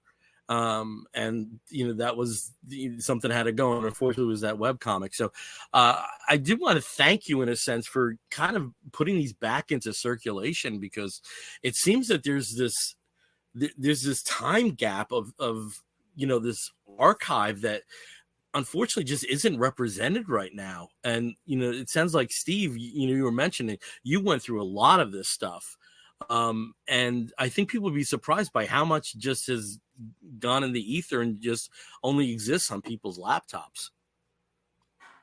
Oh, it's so true. Thank you. I do. It's funny you say that, because at the end of 2017 or 2018, it's one of those 2 years, I took all my webcomics offline. I deleted them I have them still here, but I removed them all from everywhere. And to let you know how many pages that was, from 2003 to 2016, I made over 4,000 webcomic pages. Jesus. That I took offline. And one of my projects that I'm working on over the next couple of years, that I've been working on this for a long time too, but like in the midst of doing the Eynes and my novel and other stuff that I'm working on, my background thing, because I can never do just one thing, I always have to have something in the background I'm working on, is to do kind of what I'm doing with Jonly Nonly and represent the webcomics, at least the ones that are decent, into a print format, into a digital format, and re-release them into the wild. There are some that will never see the light of day because, frankly, they're embarrassing.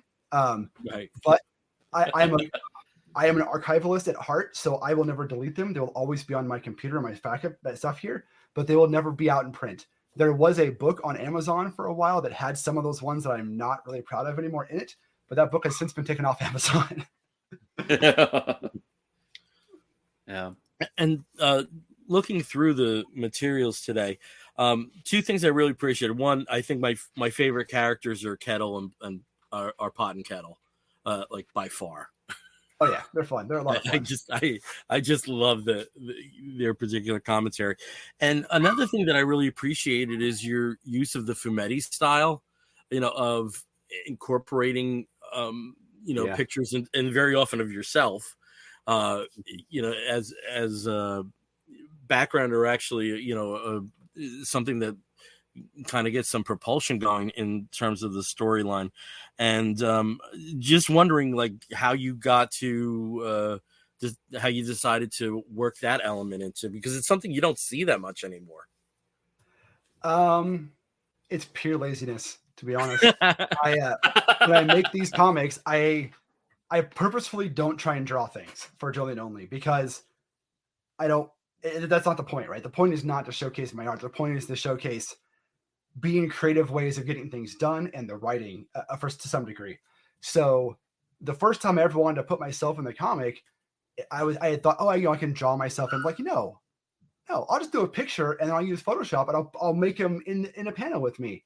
And I'll make that a running thing. And then I end up making it a running thing. And what's kind of funny is, I'll pause that for a second. So I had done all these with photos of me, right, for the first 10 issues long before.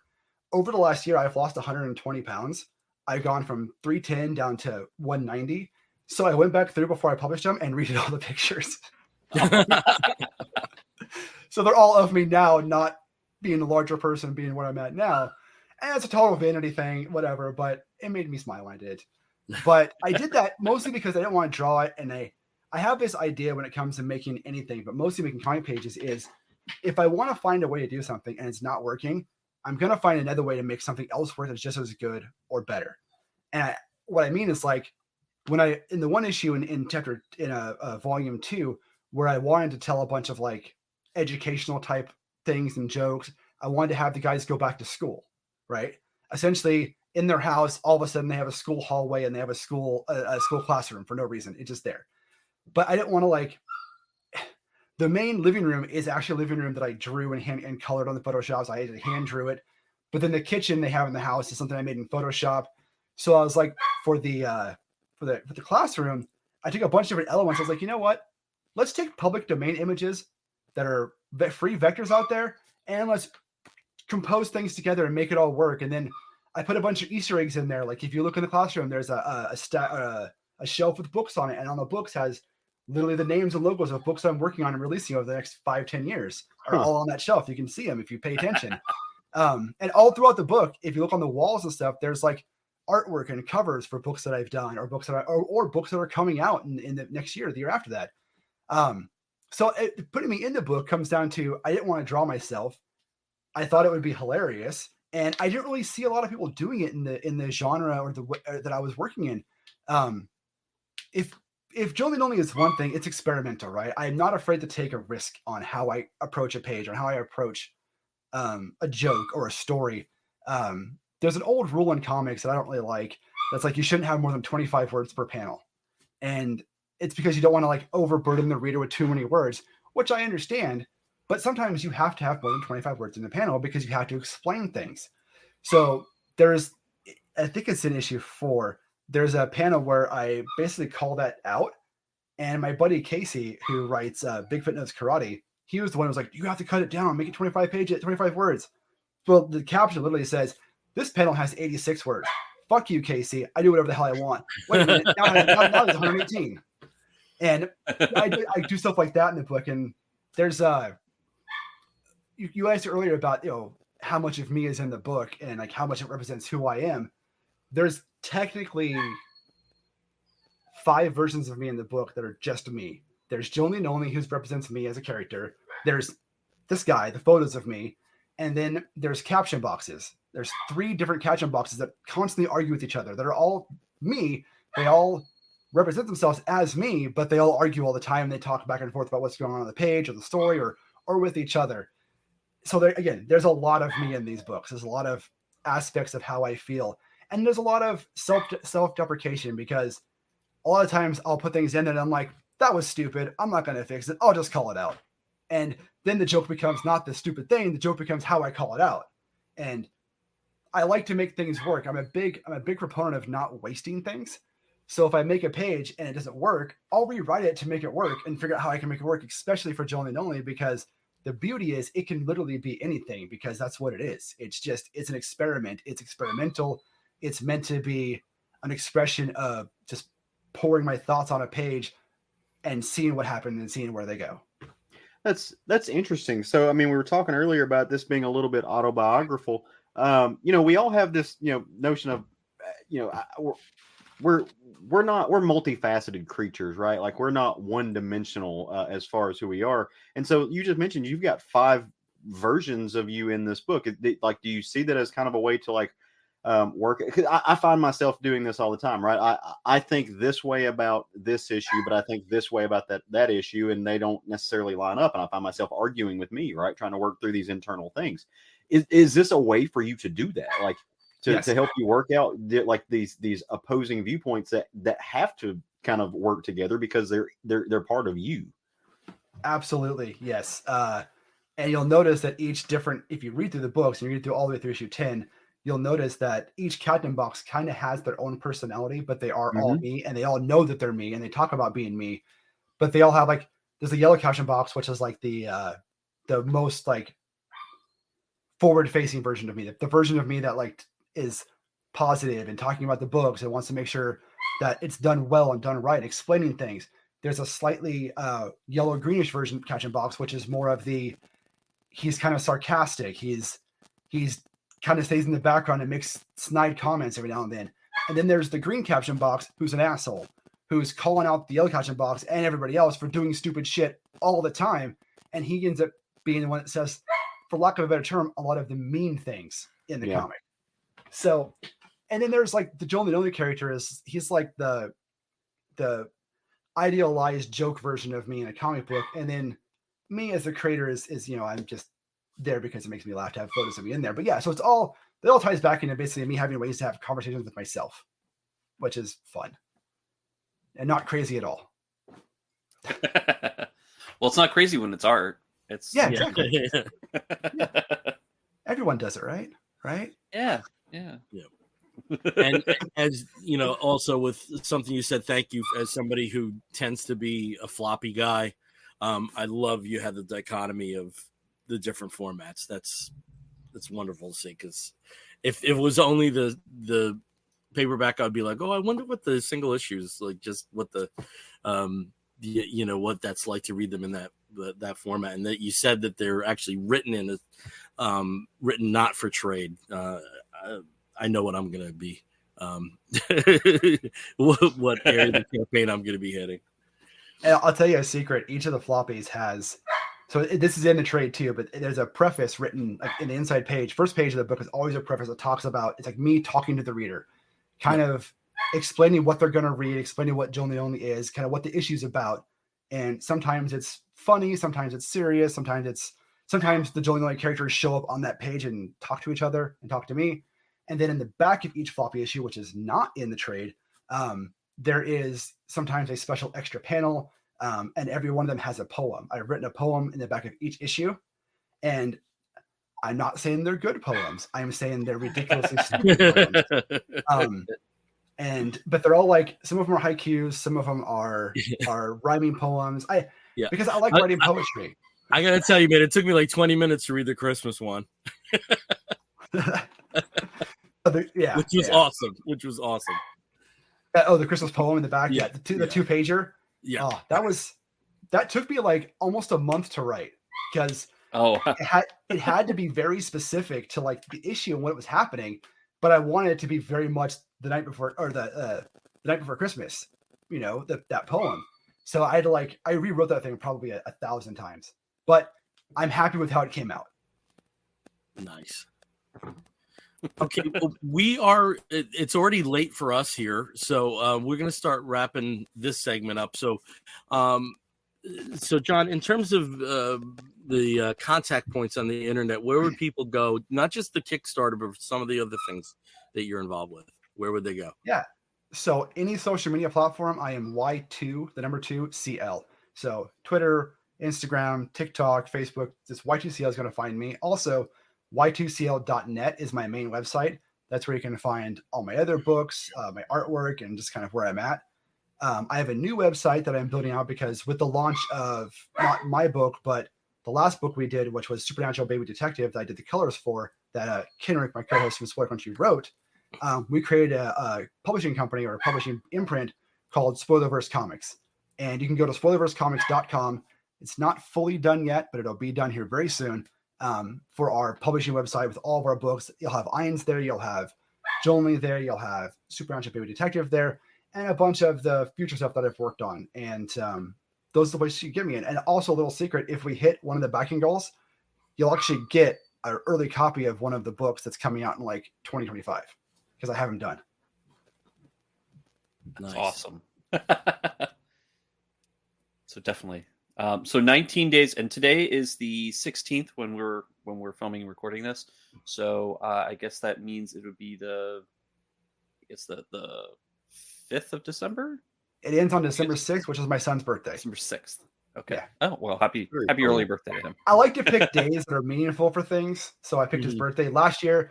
Our Eynes Anthology actually ended on my other son's birthday, who will be 18 this year. So I always pick like a day that's like meaningful for it to end on. Awesome. Right. Well, thank you so much. I really appreciate it. I know it's been like crazy with scheduling and everything, but I'm glad you were able to hop on and join us and tell us about everything. So really happy. Yeah, me too. I always have so much fun on here. It's a great show, guys. It really is. Thank you. And you have great shirts on too. You have great shirts on. Oh yeah. I mean, the shirts are really great. So funny story. I actually ordered those shirts for myself, my wife, and all my kids. The Pride ones because we all loved them. Yeah. They never came. I never got them. Yeah, and T Public was like, we mailed them, and I'm like, I never got the damn things. Oh, jeez. They came to us. Like we just got all of them. That's I have like 4 more of these in the other room. So. Yeah. That's one of my favorite designs that I did for Spoiler Crunchy was that. And we can just show it for people if we are blocked by the names, it is Cthulhu. Right. Yeah. A Pride Cthulhu. Yep. Open the mind, read more. Spoiler Country all the time. Awesome. Well, John, thank you so much for coming back. Anytime you have something new brewing, please don't hesitate to reach out to us. And I will. Don't worry. We definitely, we've already have congratulations for you for hitting the goals, but hopefully, we'll be compounding and seeing all these great incentives that you have up there. Let's, hoping that you have like very high numbers beyond what you already have. Absolutely. I hope so. If we hit that 2,000 mark, I've got some really cool stretch goals I plan that are pretty unique for the comic world that I won't announce yet, but they're going to be pretty awesome if we hit that. So I'm really hoping we hit that. Nice. All right, John, thank you so much. We will be in touch. And again, we're really looking forward to this. Thanks, guys. I'm kickstarting like right after this. So right. Take care. Take care. Thank you so much. Bye-bye. All right. Awesome. That was fun. That was actually my first time getting to talk with him. So yeah. I know you all have had the pleasure before, but that's and the thing was before we had the show, the last time he was on the show was pre-video, and John had mentioned that he lost a substantial amount of weight, and we were telling him if we post a picture of you, dude, you might get some friend requests. So. But no, it was great to have him back on. I listened to most of it. I only had one really bad coughing fit, but it was bad. It was bad. So I saw with having to turn the camera off and everything. We were like, okay, this is serious. Yeah, hold down this fort. I also didn't want you guys to be jealous when I was eating ice cream. I see. Yeah, secret. Nah, that's got sugar in it. Well, I mean, right now we're at almost 2 hours and 15 minutes. Do we have time to? I don't think we have time for a second book. Maybe we just show everybody what our second book was? Sure. And just mention what the title is. I picked The Madness by AWA, J. Michael Straczynski, and Akko on.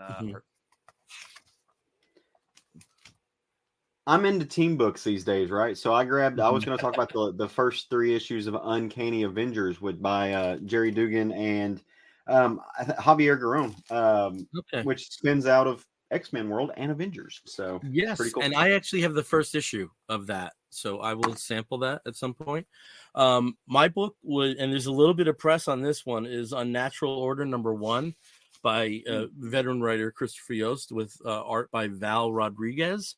And if this is looking familiar to you, it's because Vault, out of nowhere, provided free copies to almost every retailer that's on their list. So these are either being given away at your local comic shops or at discounted prices. So in fact, it has a cover price of $4.99, but you might see this for free at yours. I got 2 copies of this from DCBS. And Steve, if you haven't, I imagine they might be in your next box. So a little bit of news on that one. Unnatural Order by the creative members that I talked about from Vault Comics. So that's my other Awesome. book. Okay. So we're going to wrap up this show. And when we do, we hit 2 segments towards the end. The first is our Geek Gets. So Steve, why don't you do a bit of show and tell and show us something that you got as a Geek Get? Well, I didn't have it last night for our show about the Marvels, but it came today. So here's my photon. Mine's not. I know, here Bill. yet. But you did have a photon. You just didn't have this photon. I did. Yeah, I have the McDonald's, which seems so. It's like it came out 5 years ago at this point. But I did but get it just that. came out a couple months ago. Yeah. But that is coming to me as well. Yeah, so Disney Insiders, for those of you who have not heard us rave about it before, easy free program. Keep your tickets when you buy DVDs or Blu-rays, or even just pay your monthly Disney Plus bill. You get points. Just hook it up, and you get, and it's generous what you get per month. Yeah, the Wednesdays especially. That's where you get these awesome, really usually 400 to 500 points, and you get yourself a pop. It's like nothing to get 500 points. So Nice. Caleb, you can join anytime. You really? I need to. I just haven't. I have no excuses. Just need to. But you've gotten Geek Get. So what did you have there? I do have. Well, so my Geek Get is more of a geek gift that I have not gotten yet, but I will. Steve, if you want to throw that graphic up there, and it goes back to a conversation that Bill and I were having earlier about the NFL. My Geek Get is a ticket, 2 tickets, I should say, to my first NFL game and my first Cowboys game. If you know me, I'm a huge Dallas Cowboys fan. My husband and I are going to be in Dallas the weekend between Christmas and New Year's as a little holiday vacation. It's also his birthday. And so we love to travel. So we're going to go to Dallas. And he surprised me for my birthday back in October by getting me tickets to go see the Cowboys hopefully beat the Lions on December 30th. So I'm very excited about that. Like I said, I grew up in Arkansas. We don't have an NFL team here. Did not grow up in a family that got to travel and go to games. I've never been to an NFL game. For those of you who know me kind of personally, one of the reasons that I love the Cowboys is because I grew up in, it was the family team, but also my best friend, a guy who was my cousin and a guy who was like my brother, Ian Argo, that was his favorite team. And he passed away this year. And that was very hard for me. And he and I were always going to go watch our Cowboys game together. That's one of the reasons I have never been to one, because I always wanted to do it with him. He passed away earlier this year. So I will be taking his jersey. He had a jersey with his last name, Argo, on the back of it. I'll be taking his jersey to the Cowboy game and getting to watch it. So that's my Geek Get. I can also say, Caleb, that this is going to be a rarity because of the Lions' position in the NFC North. This is one of the few games where I actually will root with you for the Cowboys. And also, I will be going to the Giants-Packers game, which is going to be on football like a week before yours. So now, Steve, you have to go to a game. No, I don't. No, not at all. Oh, I don't want to see the Panthers lose. That's such a boring game. I know. Oh God, it's not good. It's not. I mean, my team is not good. Not a good really not good. Okay, Steve, I have a graphic for my Geek Get. Back in 1978, when I was a little lad, the first set of Star Wars toys came out from Kenner, and the first vehicle that was available, I don't know if it was the first that was available, if this came out concurrently with the TIE Fighter and the X-Wing, but the first one I had definitely was the Land Speeder. So that's that in the original box. The Land Speeder did survive childhood, but not in good shape. One of the engines there is like kind of like bent over, and the front there is missing the trunk. But that all changed from my local shop because I now have a replacement Land Speeder from 1978. There's a little smudge here. I can clean that off. The front trunk works. These are all moved, and also it glides. It's hard to show this here, but there's these little wheels, and it's very difficult to find these where all three are working, where one might be punched in or something. I'm very happy. I have a replacement Land Speeder. Very cool. Yay. 1978. That is my geek cat. All right. Awesome. Now we're going to wrap this show up for real. And when we do, the last segment we talk about is something we call the Woofs of the Week. In the bear community, if you find a fella attractive, you woof at him. And we do something similar here where we woof at something, which may be a comic book. There we go. Caleb's just advertising it right there. But it also may be a TV program or a charitable initiative or a film or candy, anything under the sun that we think you, fair listener or viewer, may be interested in sampling. I don't know why I said candy. Maybe it's a Halloween sadness in that all my candy is ice cream. Yeah, it was still over from your ice cream binge. Yeah, it's that ice cream that you didn't share with us. I did. I had ice, and it was vanilla bean. It was really good. It was really good. Oh God, here I go. So Steve, I'll start as I always do with you. What is your woof of the week? My woof of the week is another Kickstarter get. My God. Sorry. It's okay. My woof of the week is a Kickstarter get, I guess, but also just a comic strip, a web comic that I've been following for a long time. He publishes on Instagram as well as on his own Patreon. But Jean-Frédéric Connet, this is his second volume of Santa Francis, volume 2. And it came because it's beautiful. And of course, this is uncensored, so I cannot open it up and show any page to you. Sorry. Yeah. But it came with some really great free stuff. It came with a bunch of bookmarks, some magnets, and which I can put on the fridge because they are not naked. Well, maybe one of them anyway. And then really great posters.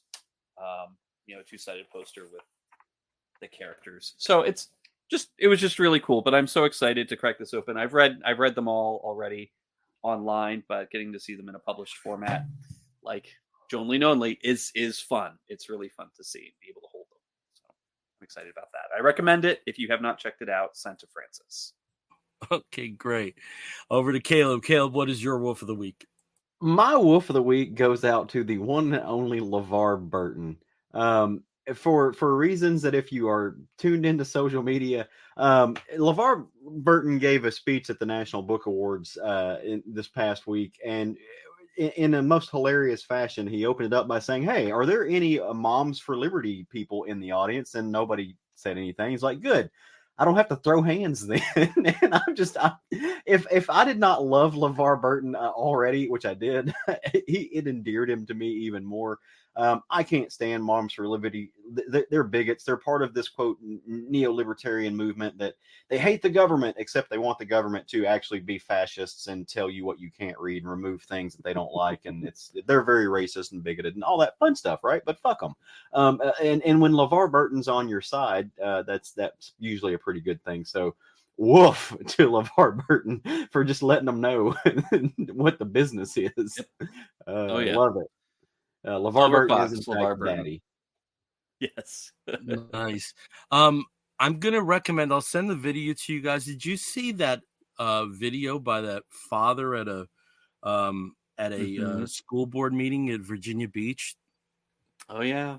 Did you see that about they're not the big guys? It's great. Trolling, Caleb, you would love it. It's one of those examples where somebody, particularly about what they say about moms for liberty, distills everything into such a simple format. Right. And it's beautiful. It really is. Mm-hmm. You're not the good guys. Yeah, there's no liberty. There's no liberty in behind your movement. It's like I said, it's just pure power. Yeah. Yeah. Okay, Steve, I have a graphic for you. If you can put it up there. My Wolf of the Week goes to a podcast that is called Hollywood Unmasked. I got Katrina. Very different podcast. Yeah, it's Halloween Unmasked. Sorry about that. This is hosted by movie critic Amy Nicholson and goes through the making of the first Halloween film. And you would think after 9 episodes, you would basically talked about everything you could have talked about the making of the 1978 Halloween, and I still wanted more. It interviews everybody apart from Donald Pleasance, again, because he's since passed away. But Jamie Lee Curtis, John Carpenter, Nick Castle, archive interviews with Deborah Hill, PJ Souls, everybody who was involved in that film participated in this podcast. And I thought I knew everything about the making of Halloween because there's at least 3 documentaries that are dedicated just to the first film, and there was still stuff I learned about. It is one of those shows where the episodes are only as long as they need them to be. So there's one that's about 22 minutes. There's one that's about 55. And it's a really, really well done podcast. Halloween Unmasked is my Wolf of the Week. Awesome. It was from 2 years ago. How it escaped me, I don't know. Maybe it was the pandemic. I'm dying here, guys. I tried. I hung in there. I hung in there. You did. You were a trooper. Yeah. So wish me some health. Wish me some health. I'm tired of this cold. Now it's a chest cold. Oh. Well, I mean, the good news is that means it's progressing to get out of your system, right? Like that's so. But even in this state, I had a huge laugh. Steve, can you please say the name of the creator of the Wolf of the Week book that you had again, please? Jean-Frédéric Coney. Jean-Frédéric Coney. I died. I'm sorry. I just wasn't prepared for that. John Frederick Coney. John Frederick Coney. Yeah. Hey, don't make fun of my culture is not your joke. Don't make fun of my people. I would say that's a perfect note to go out on. Okay, so again, thank you for joining us. Again, we are the Comic Book Bears podcast. You can find us on all the social medias as Comic Book Bears, apart from Facebook, where we are Comic Book Bears Podcast. You can find us on Apple Podcasts to download. You can find us on all of the other major podcatching platforms to listen and download in some of them, right? You can download on Google. Yeah. There's a few you can Google and Amazon and at the very least you can stream them. If you want to write to us, you can do so by sending an email to comicbookbears@gmail.com. If you are watching us through Facebook Live, thank you for joining us tonight live. If you are watching this later on YouTube, thank you, and please like and subscribe. Until next time, I'm Bill Zanowitz. I'm Steve Morey. And I'm Caleb Alexander McKenzie. You're going to hear a woof and an explosion if you're listening to the audio version. Until next time, I'm Bill Zanowitz. Steve Morey. And Caleb Alexander McKenzie again. Which we all remain. You're going to hear a woof and an explosion if you're listening to the audio version. Sorry, folks. I'm in a haze. And we'll be back real soon. Woof.